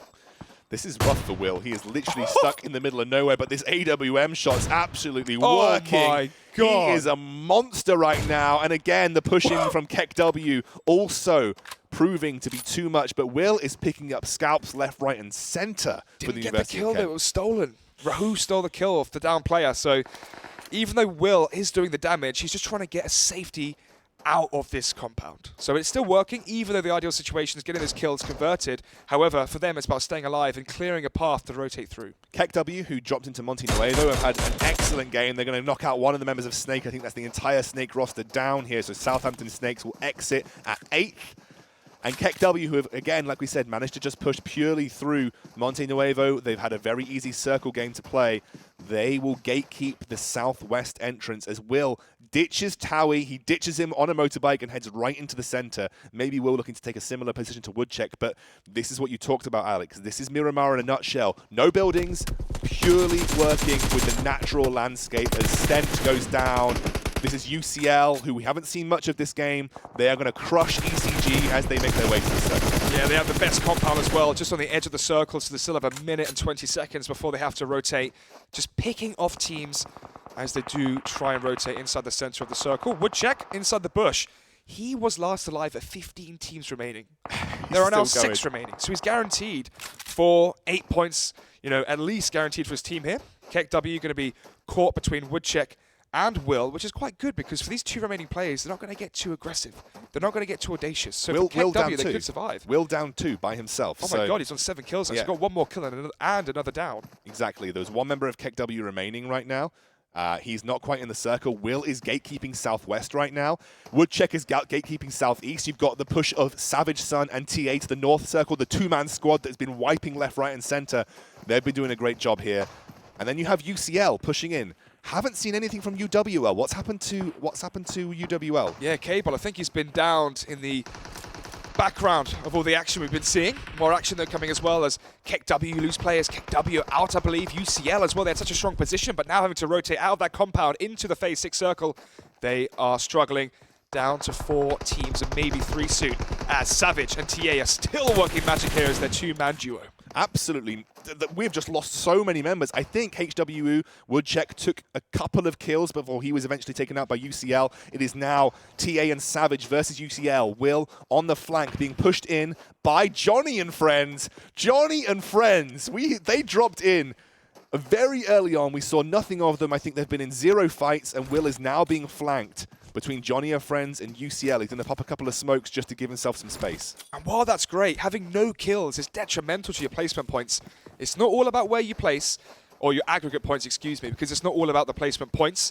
I mean, 10 kills here from Will, that's like finishing 3rd. Yeah, he's done a great job here. You can see Malek just going to try and keep an eye on him. He's actually getting caught out. There's going to be Savage and TA. They will take the kills. They will take out Johnny and friends, or almost take out Johnny and friends. But Will has now got his eyes on this team. He's looking to make the move. Oh dear, Savage the last player here as well. TA and Savage are down. That's 3 teams remaining now. Will could pull off the most incredible matchup here.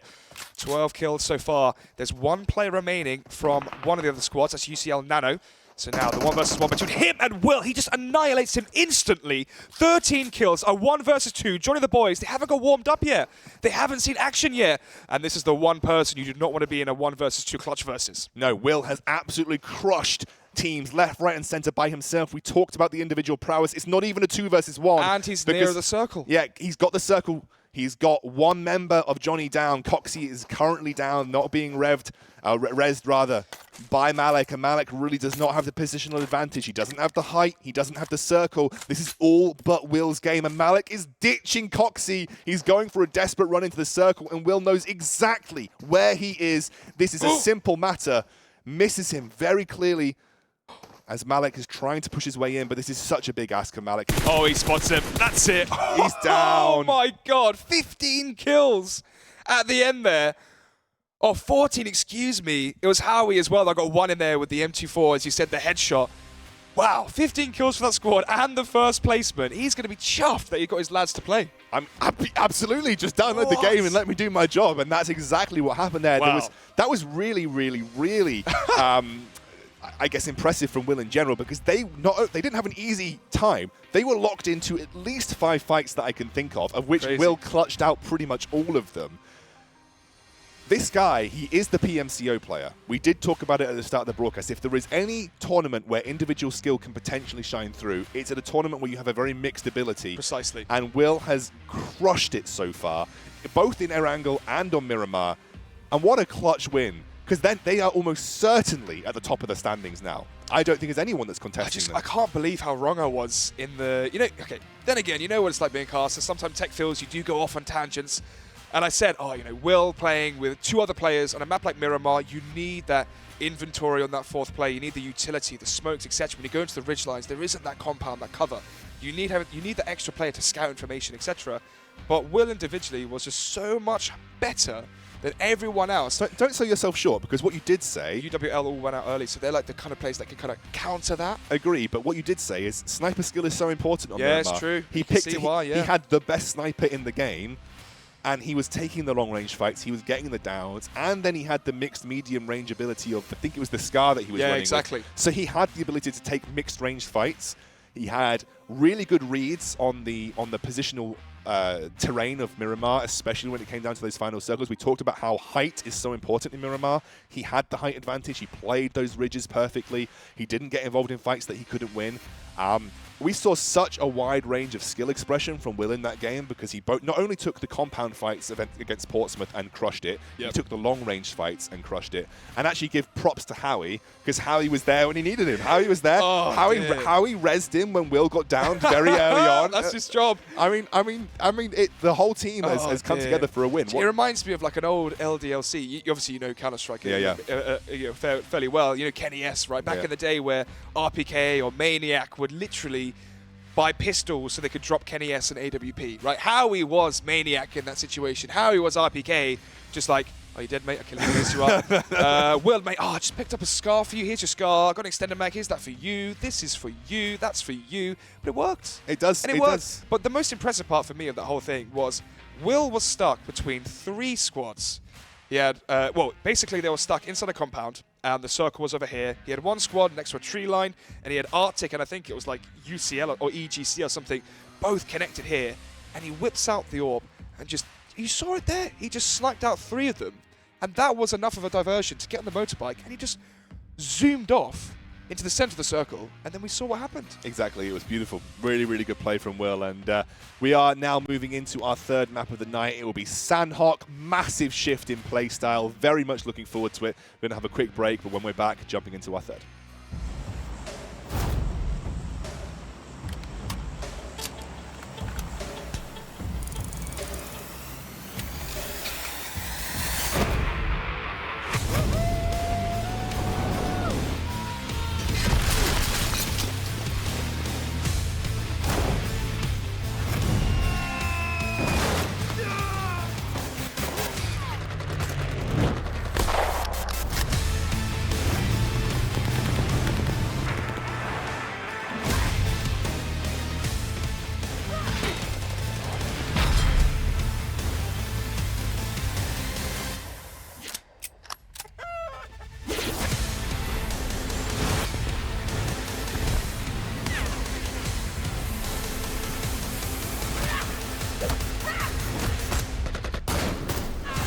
Stay alive and be the one. PUBG Mobile. Play free now.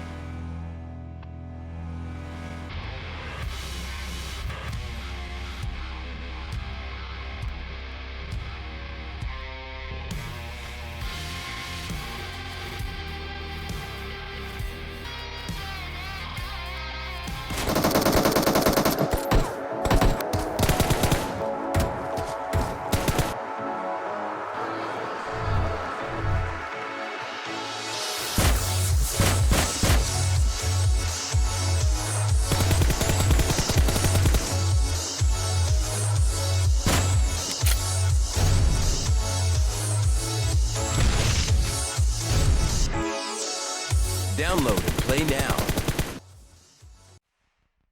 Welcome back to the NSE PUBG Mobile Campus Championships. We are halfway through our maps. We are now heading to the smaller variations of our PUBG maps in the form of Sandhawk and then eventually Vikendi. Now, Sandhawk, short, smaller, map, more crazy, more gun skill orientated. This is where things are going to be a bit spicier, testing different skills of our teams. We hope. I mean, what's happened so far is typically the games are lasting about 5 to 10 minutes less than the professional level, which makes sense. Obviously, the newer players are being killed instantly. Therefore, you've got less teams alive. More teams are making more outrageous plays. There's less on the line. Obviously, these players will play for $1 million in the World Championships now. It's like the pride of the unis. So they're making more audacious plays, more aggressive plays, and the game's ending quicker. Now on Sandhawk, where the games are like 25 minutes, there's action from the start, this is going to be crazy because it's not a situation where these teams have scrimmed before. They're in a situation where they know where they're dropping. This is just going to be pandemonium. Yeah, absolutely. Now we are about to head into game. Let's have a quick look at the standings. Look at this. University of Kent have topped UWL by 3 points. Now UWL picked up a decent placing. I think they came in 8th or so on the last game, and they did get a number of kills to their name. But Will, by himself, has dragged University of Kent from 4th to 1st, and they picked up around 30, I would say they picked up 34 points or so on that last map, which is an insane number of points. Yeah, I mean, just the kills alone from Will, 14 and then 5, so that alone is just 19. I think 1 kill from Howie, which makes it the 20. So, yeah, one-man army, and an army at that, it seems, in terms of their firepower. So, yeah, winner, chicken dinner. It's 1-1 right now of UWL. I think a really important point to make was the fact that UWL lost 3 players early, which did mean that there was that lack of firepower in the last, 4 or 5 squads, and you could see Will really just wreaking havoc and abusing that discrepancy in mechanical skill. Now on Sandhawk, for me, it's really about Will versus UWL, but there's a few other teams as well. I mean, Oldham, OBS, they were one of the teams that we were told before the event started that this is a team which played together, scrimmed together, and they're one which could actually do some damage. Slow start for them so far. Kingstonian somehow made their way right up the standings. I think they were in 15th or 14th the last time we kind of checked in with them. You can see Johnny and Friends also had a massive boost with their placement there. Good old Johnny and Friends. Yeah, 3 kills so far in 2 maps, and they're like, 5th, I believe, as well. So, but it makes sense, right? We've got Will, PMCO player, playing with 2 of his mates, having fun, currently number 1. For now, I think UWL will take it by the end of the day. And then we've got UWL, meant to be the best team here, so they're 2nd right now. Below that, Sterling. So we're starting to see more of the teams that we're expecting at the top. Let's have a look at Sandhawk then. This is much faster pace, bit more gun action, a little bit more gun skill required to sort of, I guess, prosper on this map, and it is a very, very central drop location. You pretty much have pick of the litter on Sandhawk with a lot of the drop paths, but this one's pretty central, just heading towards a southeasterly direction. Lots of good loot locations available. You can see a lot of dropping around Paradise, a lot of dropping over onto the east, or the northwest island as well, around Camp Alpha. Good spread, though. Good spread. Yeah, nothing too crazy as of yet. I mean, typically on this map, it's all about Paradise Resort, the loot there, boot camp as well, a very central position. Good loot at boot camp. The only issue with boot camp is it's very hard to get out of boot camp. And then, yeah, actually surprising amount of teams towards the western side by Camp Alpha. Typically, there's only 1 team there or 2 teams. The reason being is, look how much water is around that little small island. It makes it hard to rotate away because there's only 2, there's a tiny bridge there next to boot camp. But besides that, there's 2 bridges, there's 2 ways out, which means teams can get locked in there. UWL have again dropped into a hot zone of 3 teams, including University of Kent. It is TAD, University of Kent, and UWL all locked up in a single compound resort here. This is going to be pandemonium for our top 2 teams if Will gets caught out, especially for University of Kent. And you can see he's now being tagged up by Toxic, trying to keep eyes on him across the river right now.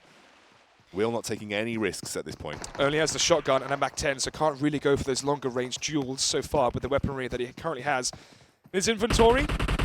And on Sandhawk, that looting phase is cut down drastically. Saint from UWL can be taken down Howie. So now this means that University of Kent realise where the big dogs UWL are. And this is where Will may try and stamp his authority. Or just back out because you are in a crossfire of 2 4-man squads right now. Either you look for the flank and you go for the 1v1 plays, trying to pick people off as you move around. You can see Tad actually getting locked up. They've already lost Spherix. They're losing Popcorn right now. UWL are having a field day, just having the superior compound defensive capabilities here. And I don't even know if Will wants any part of this. I think he's backing out completely. Yeah, really tough start here for Tad. Before the game started, there were a team I was looking at to potentially do some damage, but so far, first game, slow start. Second game, they got really unlucky with the locations of the phases. And now, here we are in game 3, and they've dropped right next to the best team. Yeah, Cable, the sort of the hero from the previous game here, now pushing Tad. They know they have the numbers advantage. They've downed 2 members already. They are very aggressive, hunting down the remaining players here. UWL looking to get as many kills as physically possible. Remember, there is just 3 points between them and University of Kent right now. And you can see Toxic and the rest of Tad just backing out. They don't want to have this fight. They don't want to take this fight. However, they are now in the open by the river, Alex. Yeah, Toxic can be caught here behind the tree. May try and do some healing before it goes for an exchange, but actually be peeking out to the right side of the tree. Atop reloading his AK, could be caught in a very dire situation. Goes for the prone spray and it's perfect.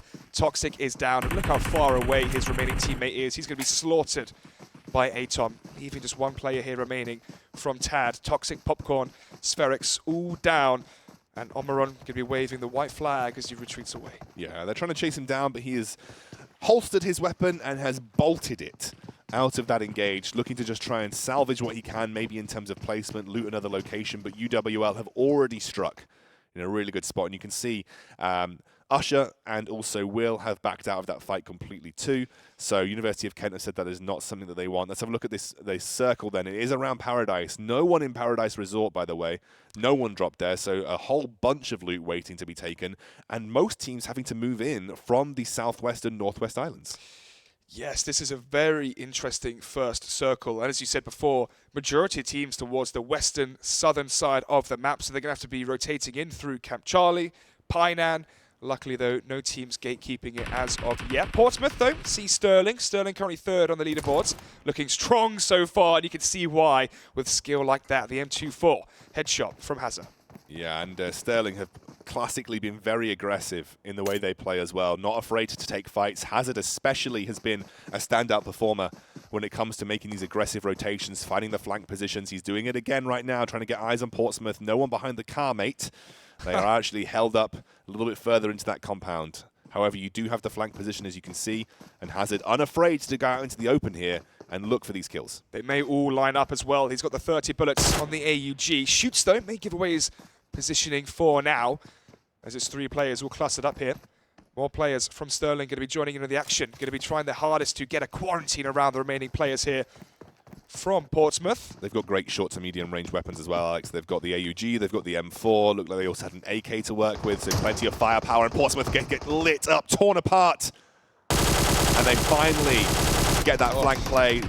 Hazard does give up his life here, but he is only down, so they should be able to find a retreat and a revive. But look at Portsmouth pinned into a tiny little building. Nothing that Pinu can do right now. I think this is essentially all she wrote for Portsmouth and their luck on Sandhawk. Yeah, down they go, out in 16th. So only 1 placement point for them. Don't think they actually got any kills into this one so far. Hazard making the biggest play so far in Sandhawk. Not only landing the initial headshot to start up that exchange, but also the flank he had to come around Waif, where Waif was the only player that could have actually done damage for Portsmouth. He was outflanked by the better flanker, and the chances there taken out. More players from the younger ones being taken to the grave, and a really quiet start of the day so far for young ones. Yeah, young ones have not had a great spot. BR just being chased down by Snake as well. You can see UWL have moved into another compound, and they are locked up with yet another team here. It's Young here as well, actually. You can see actually being taken down by UWL. UWL playing an incredibly aggressive game here versus a lot of the sort of the lower place, lower skill teams. And you can see Gaza not willing to take the shot from the hill. Maybe he does not feel confident enough with his aim and just wants to try and keep his team alive in the placements. Speaking of placements, more kill points here for the number 2 team so far, as we are in our 3rd of the day. Gaza spotted out here by the tree. Can't really revive his teammate. Going to be trying to get away scot-free for now, but just cutting the losses there of a few of their players. Yeah, I mean, unfortunately, when you do end up losing a team squad like that, and you know that you are completely surrounded by a team of superior firepower. Sometimes the best players just back out, look for placement. We've seen that a lot from our teams.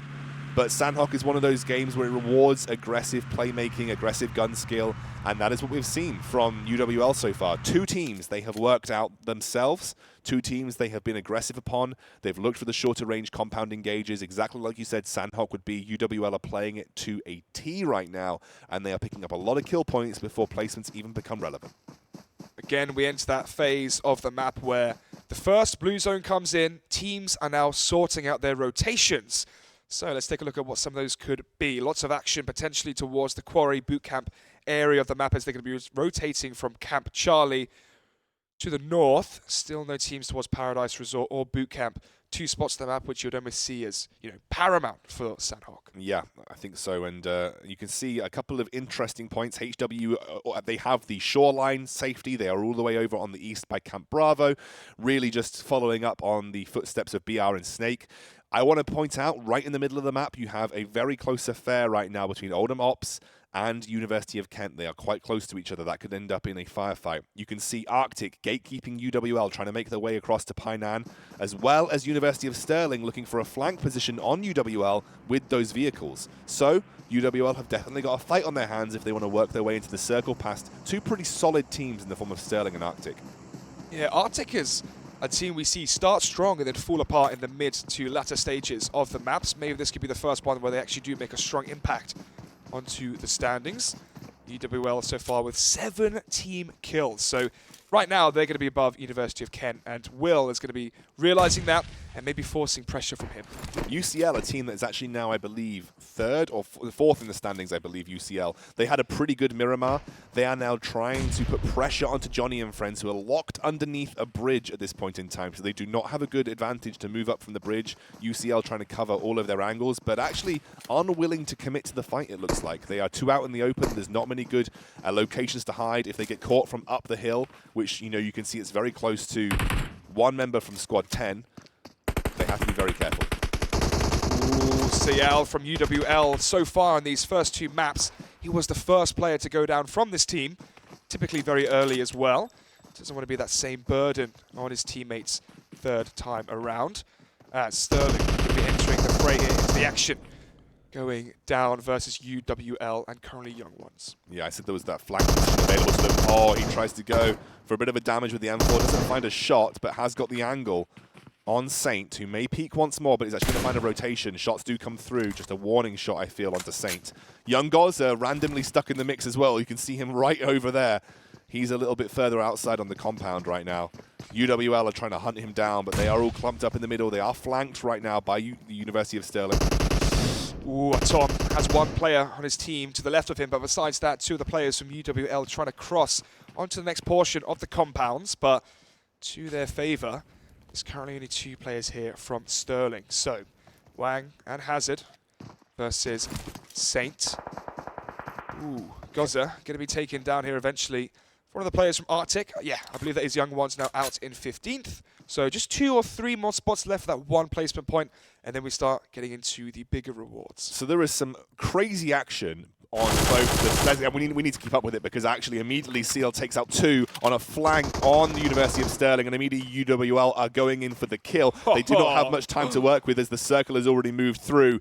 University of Stirling picked the wrong team to fight with on Sandhawk, because they get wiped by UWL, and now they have to move through Arctic. But honestly, with the way this team is playing, can anyone stop them on Sandhawk right now? That was so impressive to go inside the blue zone to get the best possible flank, really catching Hazard and co off guard from Stirling. They were in 3rd. Now they're going to be in a dire situation on the leaderboards if a few of the players and teams towards that mid portion of the table have a strong finish here before we go on to Vikendi. But so far, more of the same. Top teams dominating, and the lesser teams really struggling early on, as Johnny is downed early on by UCL, a team which actually could really jump up the score on the leaderboards here on Sandhawk. Yeah, absolutely. They had the position on Johnny previously because they were coming up from that bridge. They were in a worse location. Actually, a really good tactical decision from UCL to back off from open ground, even though they had the superior position on Johnny and friends. They backed off from open ground and they made their way over to a sort of higher ground position and waited for Johnny to come to them. You can see Arctic are pinning UWL inside the blue right now. Lots of meds being used. Arctic actually do not want to take this fight. They are going to let them run through right now because they are also pressured by the circle. The next circle is going to start coming in 45 seconds, and they want to make it there before UWL can. The loot difference between Arctic and UWL right now is stark. 10 medkits for almost all of the players from UWL. And when you look at the players from Arctic, I mean, look, Hazy has 5 bandages and 1 medkit, fair enough. But when we look at the other players from UWL, they are stacked right now. The reason being is they've cleared out 2 squads. Two squads have looted. They've cleared them up. They've gathered the resources. And now they can use that later on to really deal damage into that phase 5, 6, if it even gets there. Sterling was the squad that really yielded the most loot for them. Precisely. Because they had the M24, they had a load of medkits, they looted everything from Hatin and Camp Alpha because they took the fights there and won. But it is UWL now going for a very sensible move up through boot camp where they are not going to have to run into Arctic. Arctic were taking the very obvious sort of northeasterly movement to get directly into the circle, and UWL do not want to take that fight on a poor ground position. Looking at Tad now, he is being surrounded by the UCL team. It is him versus the world. Remember, Omarion earlier locked in that early fight. He sprays, he prays, but he does not find any kills. As UCL know exactly where he is right now. What's going on here? Tries to go for the spray, can't quite land it. He's got his team. But can you not hear him? What on earth is going on right now? This is such a strange string of affairs as Clade eventually going to go down from UCL, but his teammates are here to back him up. And he was downed, so he can be revived. So after all of that, it's just Tad going out in 13th. We've all had that, you know, where you're in a clutch situation and you just fluff your brain fart. You fluff your aim into the floor over and over again. I've had that in PUBG Mobile a few times. Yeah, for me it's the gyro sometimes. If I just turn the gyro off. Can't play with it. I just struggle to spray without it. That's the problem. You can see UWL actually locked up. They have found Arctic. Arctic are holding that position.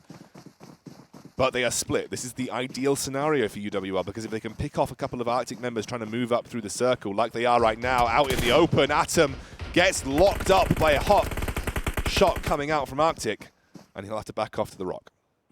Yeah, famous man once said, I have the high ground. Right now it's Arctic. Have Hazy as well on the floor for the flank just in case it's needed. So if UWL do actually push here, Hazy can have that flank position, shoot them from the side, which they may never expect unless we saw an amazing flank from CL where he went to the blue zone to wipe out Sterling. It may be a similar situation here, although that will wait because we need to see where this phase 3 circle is about to conclude.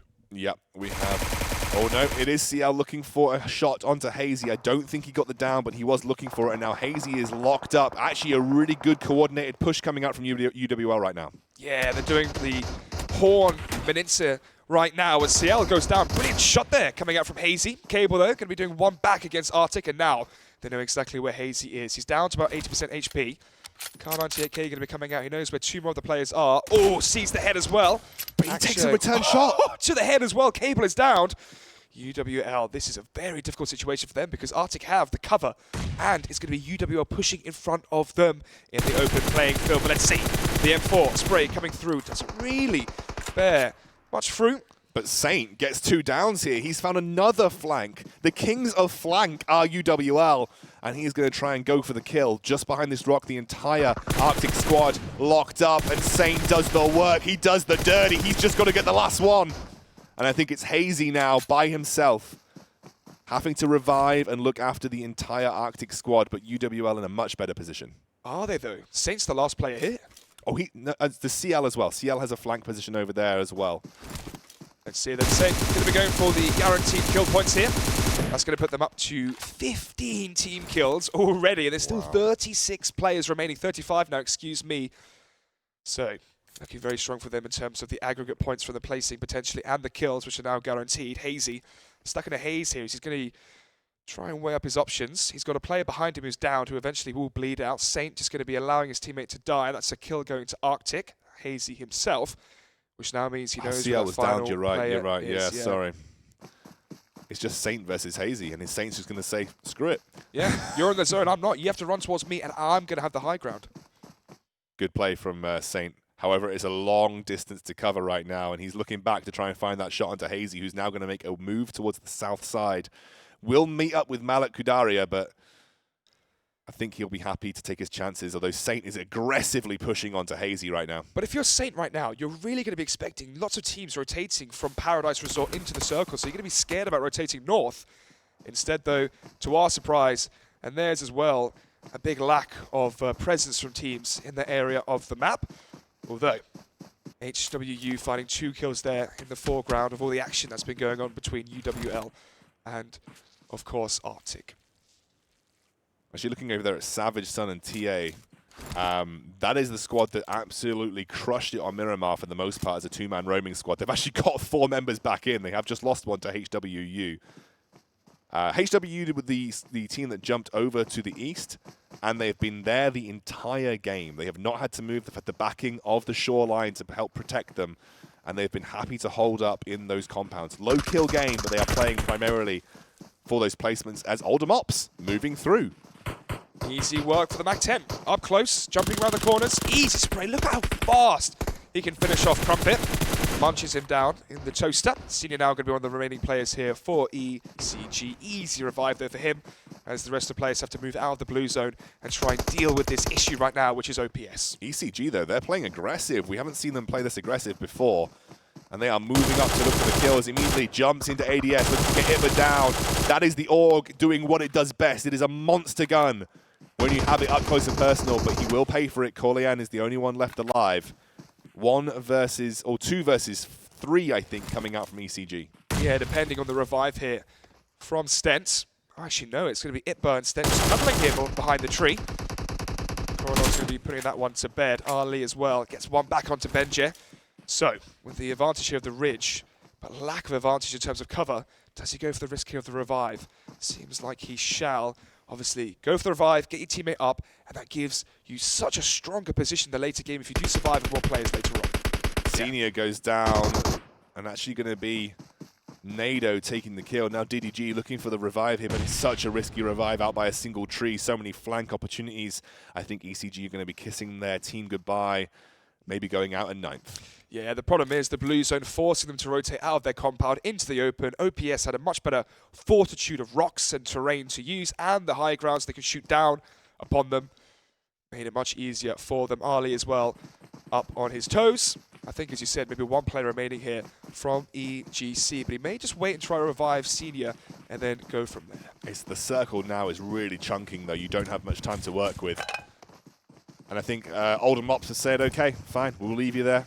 You deal with the circle. We can always take a couple of looks around when you're trying to make that move. They've got to make a big run from the north side. They are the only team on the north side of the circle coming into Camp Bravo.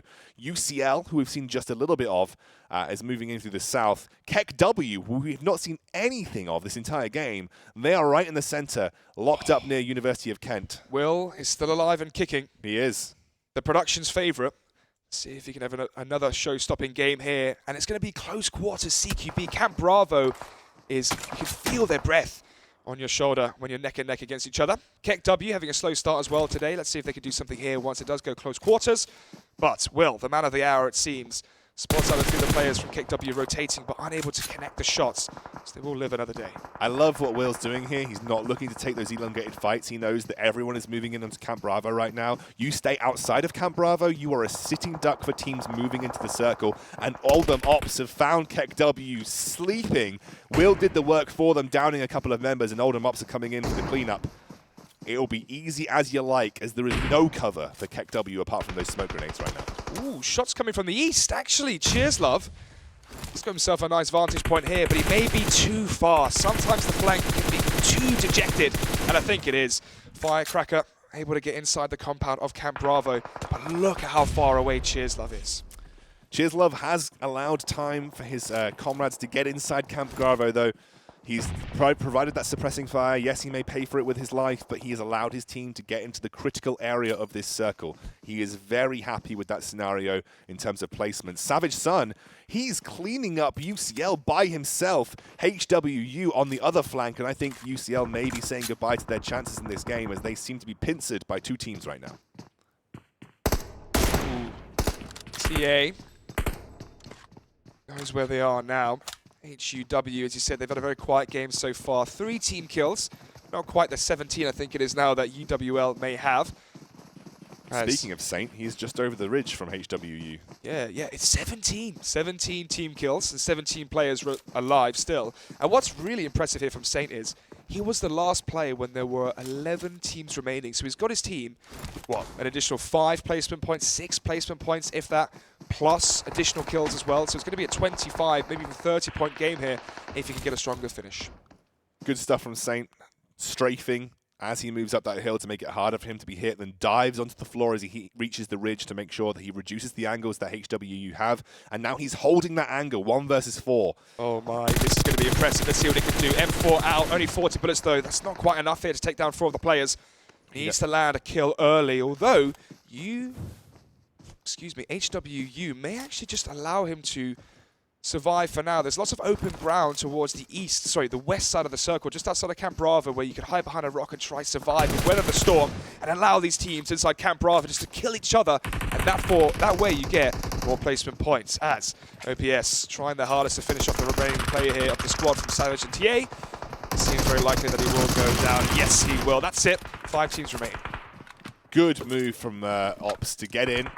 The Oldham guys having a great game. Will, though. We're keeping our eyes on this guy. He's 1v4ing the HWU squad. He's bought space for Saint to find the rotate as well. Will by himself again. They've only got 1 team kill this game, but obviously Will looking for placement. Saint now on the flank to Cheers Love, who's been out on this rock for what seems like forever. Knows he's there. Oh, so smart. Smoke going out to try and isolate this one player. Let's see if it's going to work, though. Cheers Love moves around. He knows that he's been spotted out by Saint. He's now playing the game. Saint trusts his gun skill, but he gets outwitted by KEKW. No, he doesn't. It's Nado that got the kill. Nado picked the kill up from range. Insane. KEKW, Cheers Love, still in the smoke. Didn't get taken out. That was a heads-up play. You've knocked out the leaders in this game right here. Oldham Ops having an absolute banger. I thought it was a smart smoke coming out from Saint. Instead, it just drew all of the eyes from all of the teams to exactly that location. And now this may be the focal point here of the 6th circle. Cheers Love now can use that smoke to his advantage, but has 1 rock remaining, and there's only 4 teams left. 13 team kills for Oldham Ops. You thought that the HWL having a great game, UWL having a great game, but 13 kills for Oldham Ops. They're not far off that 17 that I think UWL were running with. Yeah, and I mentioned as well before coming to Sandhawk, where are Oldham Ops? It seems that they were waiting for Sandhawk to show off their mechanical skill and their individual aim, as we've seen so far from Nado. Although KEKW now are starting to cluster up slightly. It's only Cheers Love and Atomical. I don't think it's enough, though. HWU have also not really been tested too much on the south side of the circle, but you can see everybody getting forced out into the open as HWU now under the firing range of the Oldham Ops squad. Oldham Ops have the circle location too. They are in the superior position in this game right now with only 3 teams left alive. That is University of Kent bowing out as well. KEKW have got either side of the circle. Oldham Ops have the best slot on the north side, and HWU are going to have to push through to the south. But you feel like Oldham, this is their game to lose. Yeah, precisely. University of Kent going out, as you said, in 4th. The issue for them, though, this time they don't have the kills, so they may actually drop down to 4th here if we see a really strong finish from Ops. Nado is down. Easy revive, though, from Corleon. Trying to work out where the rest of the players are here from KEKW and HWU, who have just been playing the patient game. Yeah, I mean, I think KEKW are very happy to try and wait this one out as well. Cheers Love now going to try and crawl through that grass as the circle pushes in. This is a very, very open circle with very little cover. You really have a couple of trees to work with, but it is a complete open playing field as Cheers Love gets knocked out. There's no way he's getting revived with Comical on the other side. And you can see HWU now, single member by themselves, trying to do what they can. You don't need to go for the kill on KEKW. You can just kind of let him die at this situation. Atomical is inside the circle. HWU aren't. So this should mean that he should go down fairly soon. Yes, there you have it. 1 versus 4 now. Unless we see an unfathomable play, it should be going in favor of Ops, and it shall. There you have it. Atomical goes down. KEKW out in 2nd. And with that, in total, what's that? 7, 9... 12, 16 kills coming out from Ops. Yeah, and actually UWL do come in with a lot of kills themselves in 5th, so they should probably find themselves at the top of the table. I miss what you said. I'm going to be honest with you. I miss what you said. Sometimes on broadcast, you're like, yes. Yes, nice, I know what happened. Nice one, mate. Yeah, and then just go off your own point. But I actually thought you were saying sweet. No, UWL probably end up on top here because they got 17 kills, I believe, and they also came in 5th. Fifth, yeah. University of Kent get 4th, so they just get the placement points but only 1 kill, so they're not going to get a huge amount of kill points there. But that is a massive spike for Oldham Ops. What a brilliant performance from them. That's going to kick them right up the table. It is. And we were waiting because, as we keep saying, we don't know much about these teams. So we can only go off of what we know from other experts who basically told us it's, well, UCL to look out for, UWL especially, Sterling, Oldham Ops, and we can see why. But it took them a few games to get settled. Sandhawk, they really showed their skill, and especially that shot from Nado from across the map just sniped him down with the ACOG. Yeah, and taking out UWL as well, one of your biggest contenders, and putting them down in 5th rather than 4th or 3rd is a nice pickup for Oldham Ops. Now, we are going to be moving into Vikendi after a short break, so don't go anywhere as we round out our first night of the Campus Championships.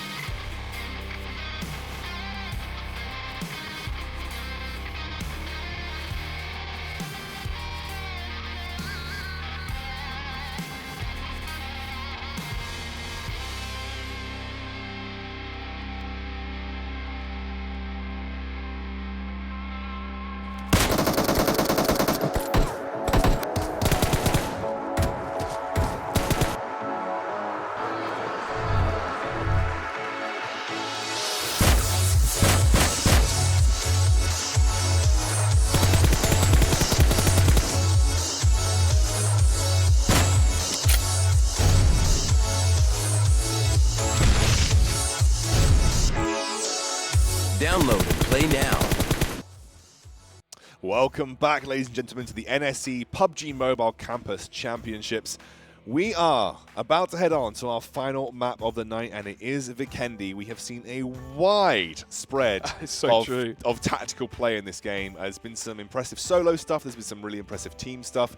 Older Ops take the win on Sandhawk, which really mixes up the table. Very interesting to see. Is this where you tell me that you have the table ready? I can't tell you that because I haven't been told that. Oh, yeah, I thought you were setting me up and I was going to slam dunk it and then just reel it off and let the viewers know. I did bait you. You did bait me. I really did. You did bait me. It's fine. It's fine. I'll go off hypothesis. Hypothesis, yeah, okay. Maybe they're first. I don't know. No, they're not. You yeah, I know. You know by now. UWL are most likely first. 17 kills in the last one. And what? I think they finished 6th or 5th. Yeah, exactly. So what's that? Ah, oh, wow. Kent are still second. Kent got a lot of points from placement there. Yeah. But Oldham Ops went from about 10th to 3rd. There you go. So that was a big, big win. And PUBG Mobile KEKW, they actually sneak in 4th. So University of Stirling, who are known as one of the more sort of veteran teams here, they're actually down in 6th now. They didn't have the best of games. But yeah, UCL and PUBG Mobile KEKW, they work their way up. Remember, KEKW are PC semi-pro players going on to mobile literally just to have fun and give it a go. Why not? Yeah. Monday night, what else are you going to do? Go out on a Monday Madness, Tuesday club, I don't know, whatever you do at uni. Been a while since I've been to clubbing, uni, yeah. I couldn't tell you. But I think what I like about this is we've done day one, and it's very clear which teams are good, which teams aren't, which teams are having fun, which teams are here taking this seriously. But also what's really nice as well is we were told Sterling, Oldham Ops, UCL, and then teams like UWL and then Will from Kent were going to be the ones to look out for. Well, look at who's in top 6 right now. UWL, University of Kent, Oldham Ops, KEKW, UCL, and Sterling. So it's the teams that we were told. Yeah, they just took a couple of rounds to get that consistency yeah, 3 out. games in. I think Sandhawk is a map where it favors the comfort with the skill. Comfort with the mechanics of the game rather than sort of the tactics involved with playing the circle. Sandhawk is a game where if you are good at shooting on PUBG Mobile, you're going to be rewarded. And you can see the teams at the top here are the teams that we have told are native PUBG Mobile players, or they are PC players that have moved over to PUBG Mobile and probably have a lot of that tactical capability. But the teams that we know that are comfortable with the mechanics of shooting, they are the teams that came out well in Sandhawk. They claimed the points, and you can see that is racked up here. But a 12-point advantage for UWL over in first. Now, Alex, we are moving on to Vikendi. We are indeed. We have done the full spread of PUBG maps here tonight at the Campus Championships. Talk to me a bit about Vikendi. It is a fun map to end on. Yeah, it is. It's basically a compound-heavy map where you're in the Arctic, you're in the snow. Where else would you go? You want to be outdoors, would you? The snow is cold, so you're stuck indoors. But I like the flavor text. I don't know. To be honest with you, I was like, oof, where am I going to go with this? The flavor text that Alex has just added to I was going to go a cappella with it. Actually, if you read the... Do you ever have this sometimes? In my head, I was like, right, I know what I want to talk about. And then as soon as you went, so, Alex, what do you think? I was like, oh, no, right, now I have to remember what I was going to say. Now I'm going to talk to you about being in the cold and snow, and you just want to be inside and cozy and warm. No, jokes aside, compound-heavy map. But what does this lead to? Typically, teams play in the center of the early circles, which can lead to a bit of a snooze fest at the start for different reasons than Miramar. Miramar, the map is just so big that you don't see action as much because the teams are so far spread. With Vikendi, teams play much safer. Inside the compounds, although you do see confident teams go for the ambushes onto the compounds, the crashing onto the compounds. With the vehicles, it's something very prolific in mobile because of the, well, I don't say lack of aim because the players are very, very skilled. It's more because you have more opportunity to aim better with a mouse and keyboard, for example. I mean, you can't argue that. No one's contesting that mouse and keyboard is the most accurate FPS tool. Exactly. So what that means is when you're playing on mobile, you see more of the compound ambushes, which leads to that exciting, squad versus squad. One squad has the high ground up the stairs. It is, who can like pepper each other with grenades and smokes, etc., and set each other up. So hopefully lots of compound play, especially when there isn't so much on the line. I'd like to see some fast, hectic gameplay. But besides that, there's certain choke points. Dino Park, Castle, for example, the river of Castle is really important towards the southeastern side because of rotations across it. If a team owns Castle, they own this water and basically bridge and way into the rest of the map. So that can be really important to gatekeep. But then again, sort of the circles, quite a small map as well. So a lot of the times the circles towards, circle 5, circle 6 end towards the water. So lots of coastal endings. But But yeah, besides that, what else do you want to chip in? Vikendi? I know. I think you're right. I think really there are big compounds that you can take hold of very early on. Like you said, Castle is very central. It controls a lot of the Rotations from the east. Exactly. Yeah, you have that ability to control movements across the map, and it can be very favourable depending on where the circle lands. So a lot of people play, especially on Sandhawk, the coastal game. HWU specifically played the coastal game, which fared them pretty well. Well, they came second. Yeah, they fared them well until they had to move inland. No, they came third. I think KW came second. You're correct. Yeah. Excuse me. But still top 3 placements, Yep. still very good. So I'm expecting a lot of teams to maybe play the coastal game because, as we talked about at the start of the broadcast, there are a couple of ways to deal with flank positions. Some people like to play edge of the circle and expect that no one's going to come behind you. Not so much of Vikendi, just because of the compounds. Just because of the compounds. But the coastal game can do that for you. Very few people are obviously going to be attacking you from the sea. So you usually have a bit of cover from the coast itself. But then again, this is us who have, watched PUBG, we have a PUBG YouTuber, and all that kind of stuff where we know more about the meta game on Vikendi. Half these teams here are having fun, which is brilliant. That's what we want out of University Esports sometimes. I think we could see more action early on. I hope we do. Because so far the action and the games have been a lot shorter than typical professional games of PUBG.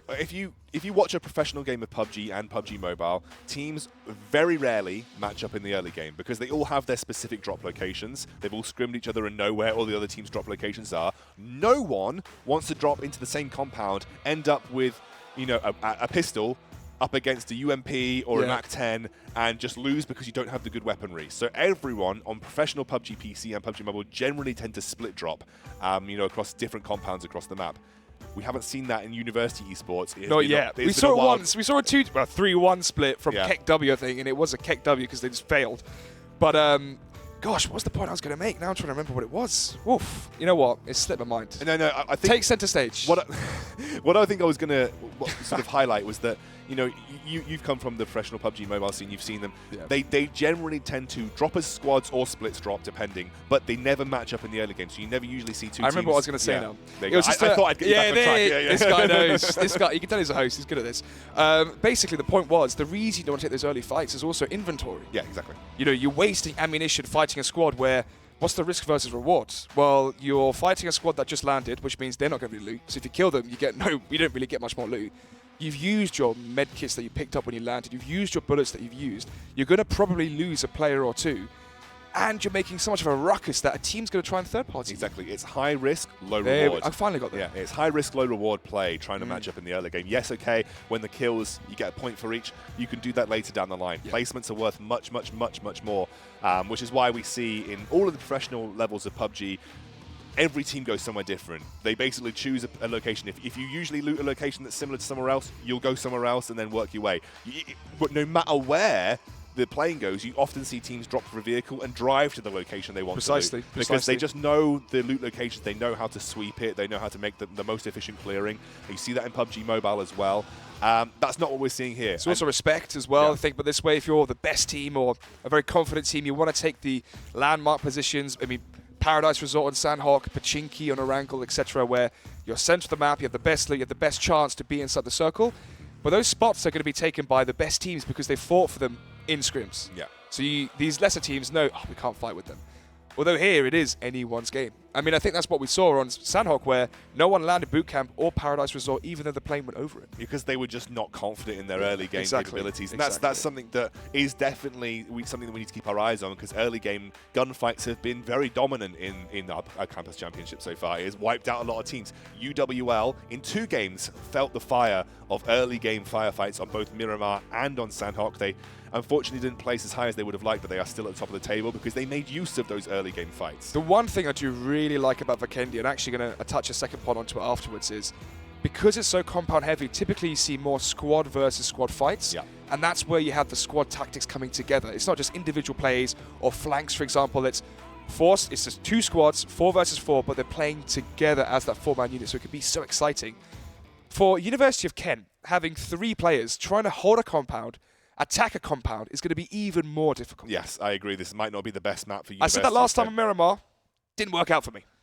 So we have a very westerly, straight down south flight path here, so you're actually going to be really not getting too many people going over to Cosmodrome. You're really locking off the entire eastern side of the map here, but Castle is definitely up for grabs, I think, for any team that want to go for it. But again, there's going to be Dino Park drops, there's going to be Dobra Mesto drops, you're going to see people down in the Winery, maybe in Volnova, but it's pretty much entirely locked to the western island here. Very few people, I think, are going to make it over to the eastern side of things. Yeah, this is going to be very interesting if we see a similar affair on Erangel where it was an eastern side playing trajectory and then a western side in terms of the circle. But either way, going to be seeing Southampton Snakes, as we corrected it now, going towards Cosmodrome. It seems very good loot position, but obviously it can be quite hard to get out of. You can see why. You're next to Coal Mine, you're next to Zabava, you're also in an open playing field as well. Look how much open terrain there is in terms of the southern rotation out of Cosmodrome. Mount Kresnik, though, is going to be heavily contested for obvious reasons. It's the high ground, it's open, and it's central. Johnny and friends locking up against ECG. ECG have split drop here. Senior now immediately gets eyes on Malik, who walks straight past him, doesn't actually get the drop. Will eventually get the down. Malik cannot, unfortunately, respond. Does eventually get the kill, though. We'll take it. He's thinking we'd take it. That's an extra kill point for us. So that's the first player already taken out. And we're down to 61, so maybe an extra player on another squad didn't connect, which is, it's going to happen when you're playing on the university Wi-Fi's. But still, 61 players remain as we're just 2 minutes into the action. Rest of Johnny and friends have not looted particularly well. I saw Luke running around with a crowbar, which reminded me of that scene from Anchorman with Brick, just running around with a single grenade saying, "Come at me, boys." But Johnny and friends, they actually placed respectably on the last two maps. They had a pretty good performance, despite, I think, not being one of the highest skill teams that we have here. They've played a safer game, which has resulted in some good placements for them in terms of point game. Yeah, we should be able to see the first circle as well. So if we could see that, thank you so much, Ollie. Always on the ball. That's a beautiful circle, actually, for a lot of these teams here. Yeah, it is. And it's really sad for Portsmouth because Portsmouth are going to be banking on a team dropping towards Cement Factory or Hot Springs and then rotating through the river into them. That was what I was speaking about before we actually started. Instead, though, unfortunately for them, many parts of the map is just vacant, is what we see as well on Sandhawk. So, well, because we had the westerly plane, the east side of the map is not touched because it was a very difficult drop distance. I want to point out, UWL are probably in the best position out of any team, maybe not for kill score, but for the position of the circle, the looting location, and also setting up for later game. They have got the backing of the coast, they've got an entire town to themselves, and they have easy maneuverability into the circle to get to a central position. UWL are in the best spot, although speaking of two incredibly good teams, UCL and HWU locked into early engage here, and neither of these teams want to go out early. Well, we've only seen good placements from UWL when they have one player alive. It was Woodcheck in the second game, and I won't be able to enunciate the player's name, which is in Chinese right now, or Mandarin, but he came third as well on his lonesome. So they haven't been the best in terms of firefights, but let's see if they can try and bite one back here versus UCL. It's going to be a cluster of players all gathered up here so far. Not really sure who's it's in favour of right now, as it seems like it's one down a piece. HWU going in for more of the action here as Ghost is taken down as well. UFO is plucked out of the sky, it seems. They're going to take the kills here as well, HWU. They actually lost 2, and unfortunately Nano was not able to follow up on the rest of the UCL squad, and he is going to say, okay, we're not going to win this fight, 1 versus 4, let's back out, take placement game, and unfortunately UCL take a beating in the early game here. Not the ideal start for a team that is currently 4th, I think, on our table. Arctic. We've seen strong starts from them. It seems like we always have to mention this point where they have the gun skill. It just seems like they lack the fundamentals of PUBG.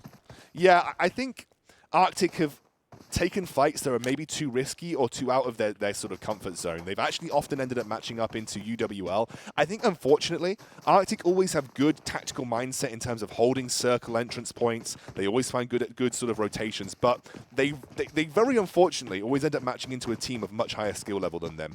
Previously, it was Kent. Last game, it was UWL. Or Will. Yeah, or Will. Yes, you're right. And they just couldn't match the relative skill level of the teams that they matched up in trying to hold the circle zones. So Johnny and friends, this is actually, you might remember, this is actually a repeat of the very first game in South George where Arctic wiped Johnny and friends in the first scene that we had of the PUBG Mobile Championship. Yes, with the scar. Yeah, and they actually took that fight and won it. They're not actually going to spot out Johnny. They're going to move back across the river here, but that is exactly what happened in the previous or the first game on Erangel, and they're actually in a similar situation. Let's see then if they can try and have a better result than they did last time. Nano, the only player here from UCL, trying his hardest to, again, do what Woodcheck did in that second game and survive for as long as possible on his lone. So we saw actually really strongly from Saint as well, who was 11th and managed to finish 5th while getting kills for UWL. But so far, slow start. Still got a minute left on the first circle. Ooh, actually, maybe some early action about to come to fruition here as Senior up close versus 2 of the players. Excuse me, 3 of the players here from KEKW. And because of the third person as well, I believe Cheerslove has seen him. Let's see then. Shots coming in. 50% of the HP taken out of Senior. And he's got the flank coming in as well from Firecracker, Anatomical, and he's easily going to be dispatched off. Yeah, unfortunately, I don't know exactly what happened here, but ECG were split 1-3. They'd left Senior by himself, and I've got to be honest, from what I've seen from ECG, Senior was one of the best shooters they had on their roster. Better in the long to medium range engages, and I think he's now being down. It's a big disadvantage for them going into the latter end of the tournament, especially on Vikendi, where shooting skill does matter the further that you go through. Let's have a look at Kent now, and classic Kent, they are just maneuvering the map, trying to keep out the way as many teams as possible, and they're going to try and go for either a compound or a central location, although they will just be spotted out by the very tail end of the UWL roster on the very, very west side of the circle. Let's see then. As they are a player down, for those of you who just tuned in, they actually didn't have their 4th player. It's Will, who plays in the PMCO, which is a professional level of PUBG Mobile. And he thought, you know what, lads, let's get a few friends, let's play in this online league. And so far, they are currently in 2nd. They're just below UWL, and they are just above the Oldham Ops. It's been a good performance from Will specifically. He had that 17-kill Miramar game, something like that. A lot of kills to his name where he ended up winning. They placed very well, coming in 4th on Sandhawk after a pretty disappointing Erangel, actually, I would say, for Will's side of things. He did pick up a lot of kills. Well, they came 4th overall. Yeah, it was just the placement. It was the kills. He got 5 kills, but it seemed like everyone had a bit of a fluff in that first one. I feel like he probably felt like he could have done better in that scenario. A lot of people now moving into the circle. Unfortunately, Portsmouth are going to have to abandon Castle. It's such a good holdout location, but the circle just does not favour it particularly well. They could abandon it. Well, actually, no. I think I'd wait until the next circle to see if I wanted to abandon it or not. It's a really, really good hold point because you have the backing of the moat or the river in terms of protection. And obviously then the circle moving in. If that circle goes down towards Castle, then Portsmouth are in a great spot. You can see Sterling, who had a disappointing exit on Sandhawk, now being locked up by Ops one more. And Oldham Ops have been nothing but impressive since we've been to Sandhawk. That was the last map, though, and Sterling had a strong first 2 maps. Excuse me, although Too Fast For You is down on the mats. Nearly taken down, though, is our lead. He survives with about 10% health, but he can fall back off of the roof and then heal up, so he is safe from windows. I like what you did there. Ops now. They're going to be aggressive. They're pushing through. They are going to leave nothing to chance. They do not want to allow Too Fast For You to get the res, although he has a couple of his teammates paid for with his life. The pan keeping him alive there for an additional 2 seconds. It made no difference, though.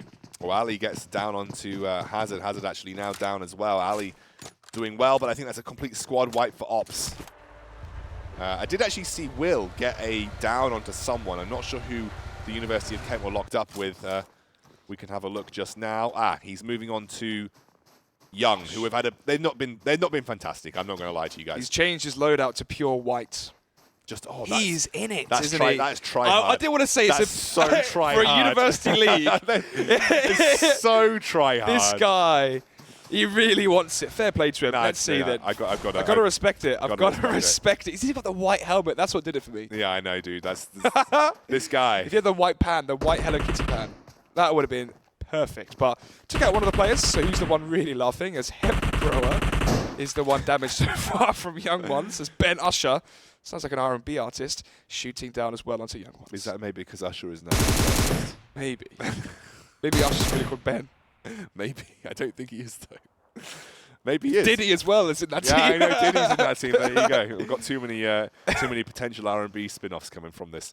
BR, who have not had the best of performances in this game either. They are now looking and scoping into HWU, who did get that early pressure in this game. Long-range shots coming through. Achilles trying to search for a down here, but the heal does come through. He cannot find any accuracy in these shots, and HWU are now pushing up that ridge, trying to take that fight. 2 players. Oh, actually, excuse me. It's just the 1 player, but a second one as well. Going to be downed here from HWU. They do lose 1. BR finally showing us some Spice. Yeah, I was going to say, making some noise. You know, we haven't heard much from them so far. Just the fact that they got 1v4'd by, I believe it was Saint on Miramar. Yeah, they had a rough time there, but like sorry, Cable. So Cable, yeah, you're correct. But it's nice to see them have a little life as AZMT, the forward. I mean, why are you abandoning your teammate? Go get Achilles. I order you to get back in there. Don't abandon your teammate at the church. He's just knocking on the door. Hector. Let's see then. As it's just a stalemate right now. No team wants to make the mistake. You've got AZMT there, the closest so far towards the Chinese team. But they'll have to. They will have to back off because of the circle at some point. Yeah, I guess they're just trying to advantage. provide some covering fire on HWU. Let's have a look at the circle. It's just slowly moving in. Castle still within, so we can still see if Portsmouth can hold that. They have not been keen to exit that location. Yeah, the issue is for Portsmouth, they should have really rotated towards the center of the circle earlier, but because they expected teams to be on the eastern side, they thought, okay, let's take some squads out, let's make a roadblock, let's have, you know, vision towards Cement Factory, Volnova, etc., and kill teams as they rotate into the circle, but no one rotated, so they stayed for too long. BR are backing off. AZMT, the forward-facing member here, looking for some kind of intel on HWU. He's over the wall. HWU are just going to run through. Woodcheck now over the wall. And he's going to be immediately focused down by AZMT. He's down now as well. That's good heads-up play from him as he takes down a second, potentially. Oh, you would think so, wouldn't you? Oh, the spray just not good enough as AZMT now backs off. Going to be immediately focused fire by HWU, but does get behind the tree. Get the confirmed kill. He needs the confirmed kill, not the painkillers. Oh my goodness, this is going to be a game of milliseconds. His team is completely abandoned. He's still alive. He's still alive. Why isn't he killing Woodcheck for the guaranteed kill?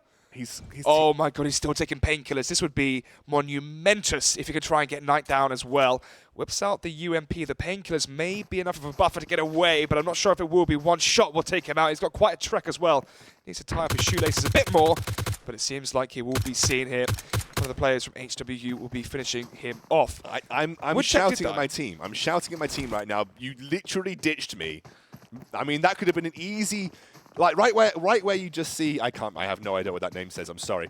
When the Chinese character, HWU, where he was there, you could have your team sat at the top of that hill. It would be such an easy clear up, but I guess they were just trying to play for the circle. It makes sense if you're not confident in your gun ability.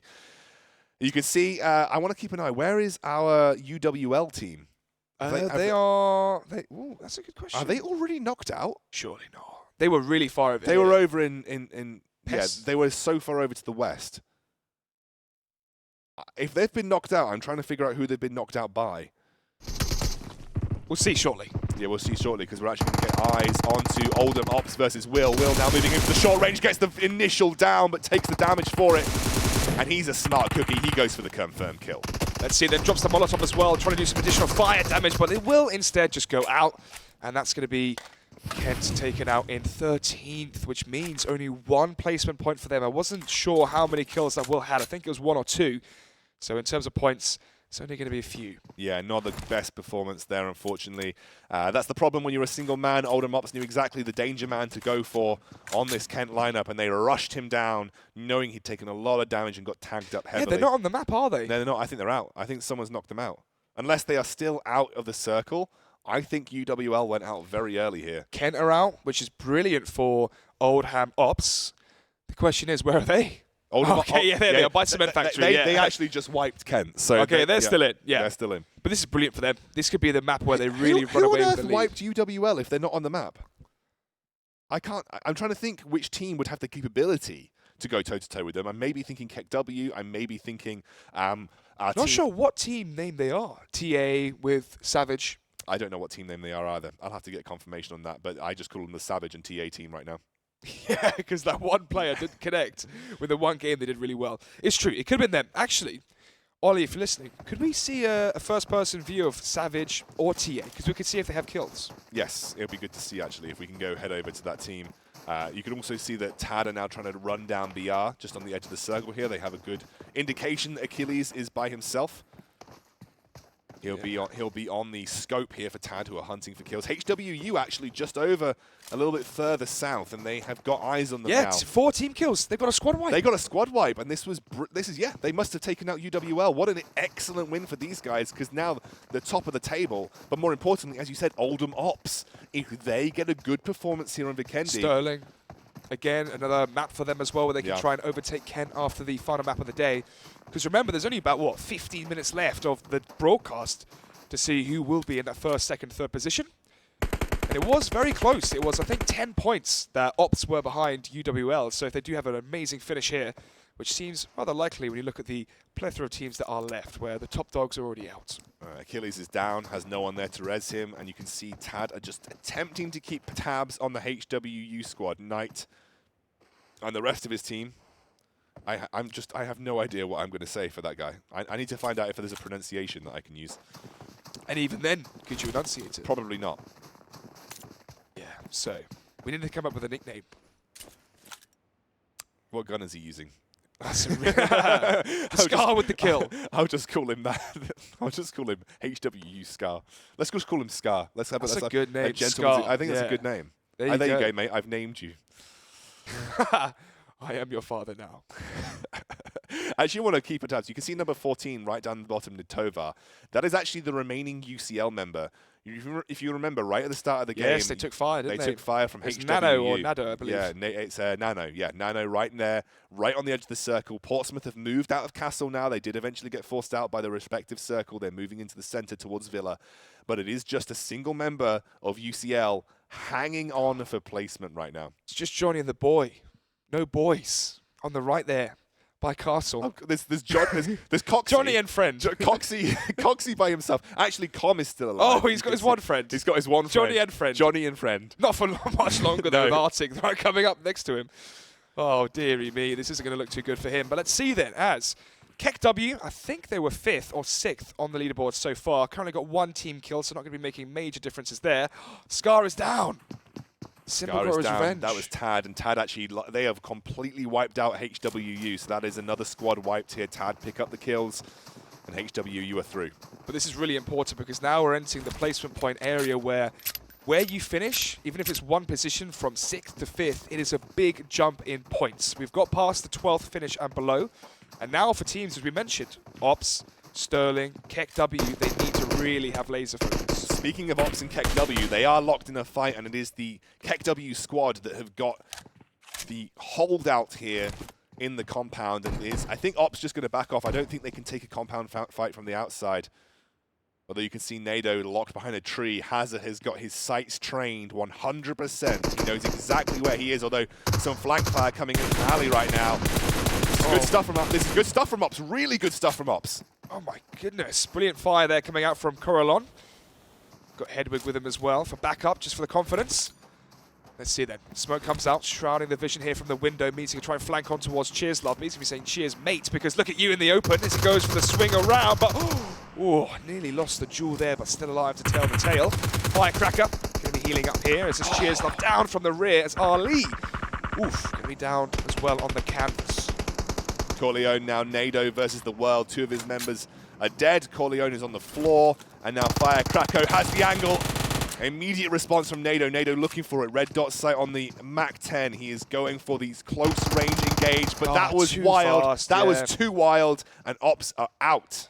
Couldn't quite steer his field of view to look up the stairs in time. Was running too fast. A bit too overzealous there as Firecracker takes him down. All 4 players as well remaining for this team with 4 team kills, so it's looking very good for KEKW in the center. Given their placement right now, if KEKW could win, they're looking to leapfrog up to sort of 2nd, maybe even 1st, depending on the number of kills they get. I don't know about that. I think they could get 2nd, 3rd. Yeah, 2nd, 3rd, maybe. I mean, depends on the kills they can pick up at the end of this game, but if they get 1st and pick up maybe 10, 15 kills, that's 35 points on the board. And considering UWL went out with almost no kills, Kent have gone out early with 2 kills, you could close the gap significantly here from KEKW if you have a really good game. And they're 4 alive, center of the circle. And look how much open terrain is around them. There's 2 compounds to the south. But if they get very lucky with a northern next circle, they could have a very strong position. Speaking of a team we haven't really heard from throughout this entire series so far. Southampton Snakes, they have just been slowly circling the north side of Vikendi and have worked their way into the northwest side of the circle. So they're feeling pretty confident. They haven't taken any kills, but they're just looking for a slow and steady game. We're taking a look at Arctic now, who again, a team that has had limited success so far. We've always felt there have been flashes of brilliance, some flashes in the pan, but Arctic now, as the namesake, maybe performing well on the snow map. Well, where's Will? He changed his whole loadout for the snow map. But he's dead now. He's dead. I know. Nice try, mate. Oh, that's what the hold-up was. He was, yeah, we had a delay. Thinking, like, what we had a delay, so and long? Will was changing his entire wardrobe. And this guy changed his whole loadout to come like 13th. I mean, look like Kroll's done it as well. He's salute them. He's gone full white armor. Although they could have picked up the white costumes. That's very true. Kroll, the final member, or Kroll, the final member of BR right here. You can see Hassie has got eyes on Johnny and Friend, and I think Com's going down. Unfortunately, they take out one of the members. Still, one member of Johnny and Friend left alive. It might just be Johnny. Might just be Johnny now. Just Johnny. Johnny's alive now. As BR going to be coming into open terrain, making their slow approach towards Portsmouth. Again, very quiet team so far, so maybe they can try and have a strong firefight versus them. Soul player Nano from UCL. He's been alive for a long time now. It was the first 2 minutes where Nano was last alive. He's managed to weather the storm versus 6 placement points. And now if he finishes 8th or 7th, he's going to be getting his team additional 4 points. Keck W again, absolutely favoured in this circle. You're going to see a lot of teams moving in from the westerly side. Portsmouth have the angle on the southeast, and Arctic have the angle on the northeast. I would be very...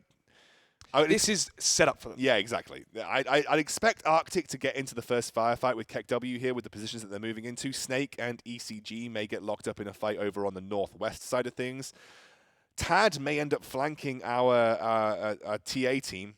I have no idea what that team's called, by the way. There is no tag on them. TA and Savage. TA and Savage, that's what we're going for.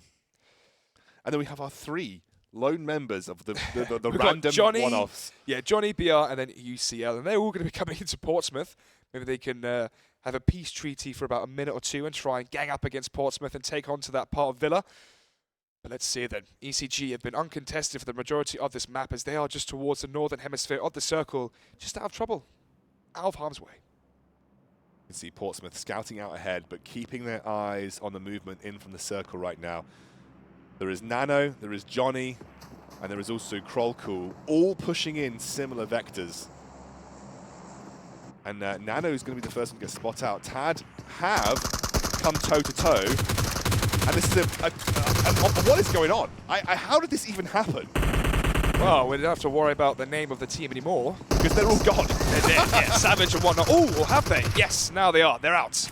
And they finish in 10th. Savage and TA, the last ones to go down, but not without a fight. They do down a few players. As Portsmouth have got 1 player down. Joel here spots out Johnny on his lonesome, trying to go for the kill confirm for the points, but unfortunately couldn't quite get it. Oh, I think he has. No. It's actually Hazy there from the distance with the M24. Shoots out 1 player who was remaining there for Ports that was down, but the rest of them have to now fleet away inside the circle. Nano and also Kroll are right next to each other, and I'm not even really sure that they know that they're there. They're literally on either side of a small hill, just essentially hugging the circle, not trying to get involved in any of the fights. You can see Nano trying to shield himself versus Portsmouth, and Kroll is just a little bit further over the hill. Let's see then. Waif caught, but when Nano shoots, it should be the easy kill here from that player from BR.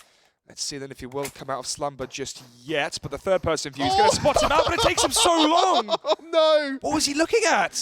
He just got completely caught by surprise. He must have forgot to turn notifications off. Got an email from his lecturer like, why weren't you in today? Just like, what? It just looked like he was so out of it there for that split second. I think also Kroll had the third person peeking advantage because yes, he was coming over the hill.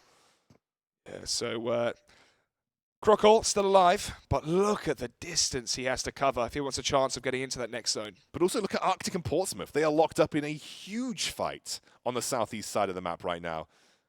And Arctic are trying to gatekeep Portsmouth way in, right? And I think, you know, the longer that you spend here, the more damage. Oh my goodness gracious, what on earth was that? Hazy just wipes Portsmouth off the face of the planet, and Arctic having a barnstorm of a game, 5 kills. 3 players from Arctic winning the 1v1 duels versus Portsmouth, as Waif also died as well from bleeding out. 4 kills in a blink of an eye.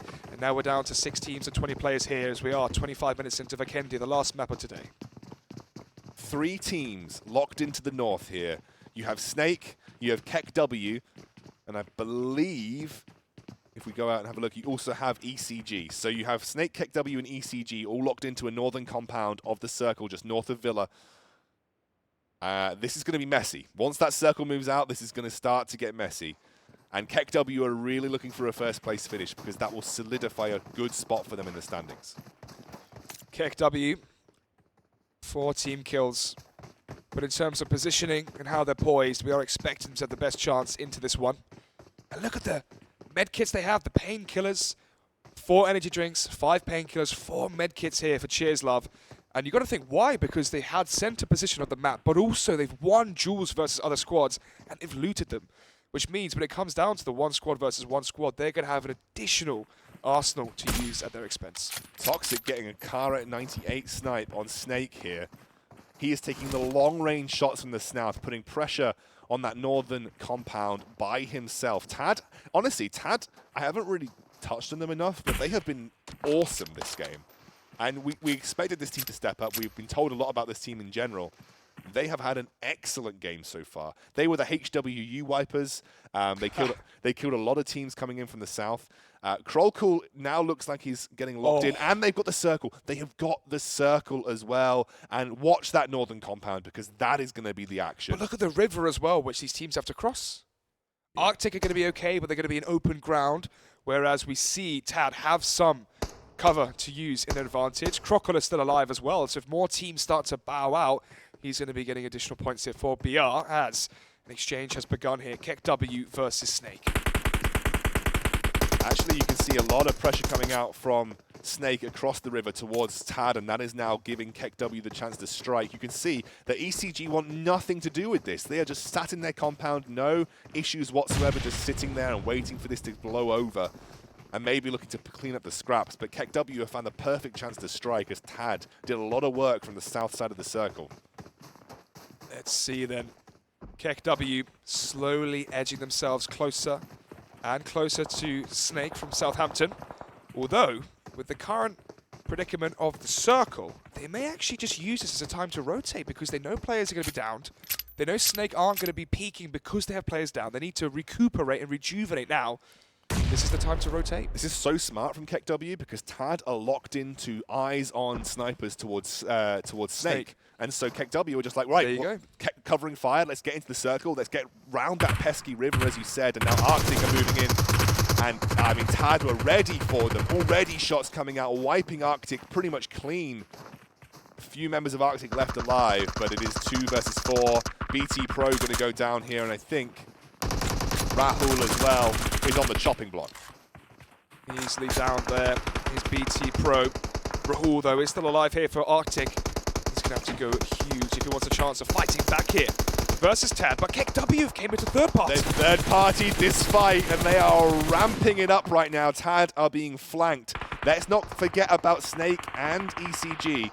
Cheers Love is doing what he did in the previous game, keeping tabs on the rotations. But KEKW, they're coming out big, picking up kills left, right, and center, up to 10 team kills. Wow. If they can go for a first-place finish here, we're looking at a strong finish for our PC PUBG semi-pros. There's only 5 players remaining outside of the players on KEKW, and there's 3 teams. So probably a 2-3 split here for Tad and ECG, who have been silent throughout the majority of this game, as Hazza is down. Benji from ECG going down to the play zone as Hazza eventually going to be finished off. So now only just 7 players remain as Firecracker going to be coming in fast. Stent has to heal up here, so Diddy's going to be caught off guard potentially. There's no one holding his upper flank here from the above. Ooh, I'm sure he saw on that the stone. surely. I think he did. You can see how he's trying to posture himself behind the tree, but no, his back is turned. Easy kill coming out here for Firecracker, but can't quite finish it. Where's Stent to back up his teammates? Cheers Love will be there to take down Diddy G. Stent is low. They don't know exactly where he is, but the circle is out of his vicinity for now. Atomical now keeping eyes on Toxic and Popcorn. Toxic has been absolutely excellent. That's a good grenade just to provide a bit of cover here. And Atomical's doing his best. Red dot sights really coming into their own in these medium range engages. Personal preference of mine. think he's dropping a smoke to find an exit vector here. Cheers Love is going to move up too. KEKW have played a blinder of a game so far. EGC are out. 2 teams remain. It's 2 from KEKW. 1 player is down, so potentially 3. Yes, it shall be. A 3 versus 2. KEKW currently poised with the man advantage. 8 team kills here for Tad, so they've been strong, and they've been warmed up into this one as the fight starts to begin. Toxic gets a bit of early damage onto Firecracker and Atomical, but Cheers Love again looking for those flank positions, trying to get intel for his team, as actually they heal up to a pretty good amount. They've got the energy drink and the painkillers going to top themselves up. Long range Molotovs as well, just trying to root Toxic out of his locked up area behind that rock, and Popcorn now looking for the flank over in the compound there. Don't think they realize where Popcorn is. He's going for the hero play here. Toxic is basically the divergence right now to attract all of the attention right now from KEKW. But Popcorn, he's caught on the flank. That was the hero play, the risk to try and get them back into the situation. And with that, a 1 versus 3 here from Toxic versus KEKW, who currently are on 12 kills. When Popcorn dies, it's 13. Can they make it 14? Let's see. As Toxic goes out for the first exchange, he's going to be identified where he is now. He's got flank from the left, the right, and it's going to be good night. There you have it. KEKW, 14 kills for them. And a first place finish of 20 points. 34 points. Now, I don't know if that puts them in first, but I'm pretty sure it puts them up there in second or first. Yeah, they were what, 5th, I believe, 5th or 4th, and now 34. I think they're pretty close. 34 points, and UWL went out so early. They went out so early, and they got Kent no out kills. early as well. Kent out went pretty early with only 2 kills, I think, to their name. So I think it's pretty close right now. I don't think they were more than 30 points behind the leaders at that point. So KEKW may be ending out the day with a very strong finish on Vikendi. What a performance from them. And actually, I've noticed, they warmed up to the mechanics of the game as it went through. True. Yes, they are PUBG PC players. They have their knowledge of how to play all those maps. But they warmed up to the gun skill, which is what I found really impressive. Yeah, it's really interesting. We mentioned, right, is that situational awareness of playing PUBG on the PC enough? At first it wasn't, but you said they got more comfortable on the mobile, it became much better.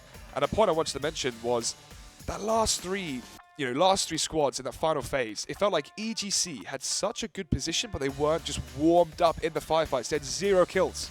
Yeah, 0 kills 26 minutes in. ECG had it, I feel like. But they just weren't warmed up. I don't know what it was. They just couldn't land the shots when it was required, whereas the other teams were just ready. I've got to give credit to yeah, there we go. They made it 10 points. By 10 points over wow. UWL. So UWL and Kent hold their positions, but KEKW leaps them basically. Jeez. Followed up by Oldham Ops, who had a pretty strong end to the day, then followed by UCL. But PUBG Mobile, KEKW, they end the day on 78 points with 1 winner chicken dinner to their name. But actually, you can see the top 4 teams all find those winners. So really, no team coming through with kill score alone here to sort of breach that top 4. Unbelievable end. And I've got to give massive credit to one of the players on KEKW, Cheers Love. Now, he may not have looked like he did a huge amount in terms of a direct firefight, but the intel he must have been giving his team and his positional play was really strong. He was just checking the flanks, probably feeding back where both Toxic, Tad, and also ECG's coming in as well. Really good stuff from him specifically, but KEKW had a slow start, they ramp it up, and they end the day in first place. UWL as well being taken out by the Chinese team very early on. It's going to be heartbreaking for them to finish second, especially after how dominant they must have been feeling after the first 3 games had concluded. Yeah, Harriet Watt Uni, HWU, they come in at 6th. They had a good start, but unfortunately just caught out in too many bad firefights. And honestly, a really, really good day. I love to see some of the teams adapt and sort of move towards the more skilled level of play. UWL came in as the clear favourites, end up second. Yep. Obviously, like you said, it was really interesting to see how the PC experience translated. It translated well. KEKW definitely came felt through. that way. It was also interesting to see, well, interesting is one word, impressed is probably the best one, that Will could solo carry his team to a 3rd place finish on the first day. Yeah, brilliant for him. He is one of our only PUBG Mobile pros in this entire competition. He's a PMCO player, so even you're getting choked up by that. I know. He's like, just, I was there to witness it was live. beautiful. Guys, it's been excellent. This has been the NSC PUBG Mobile Campus Championships. We'll be back next week, same time, same place. See you there.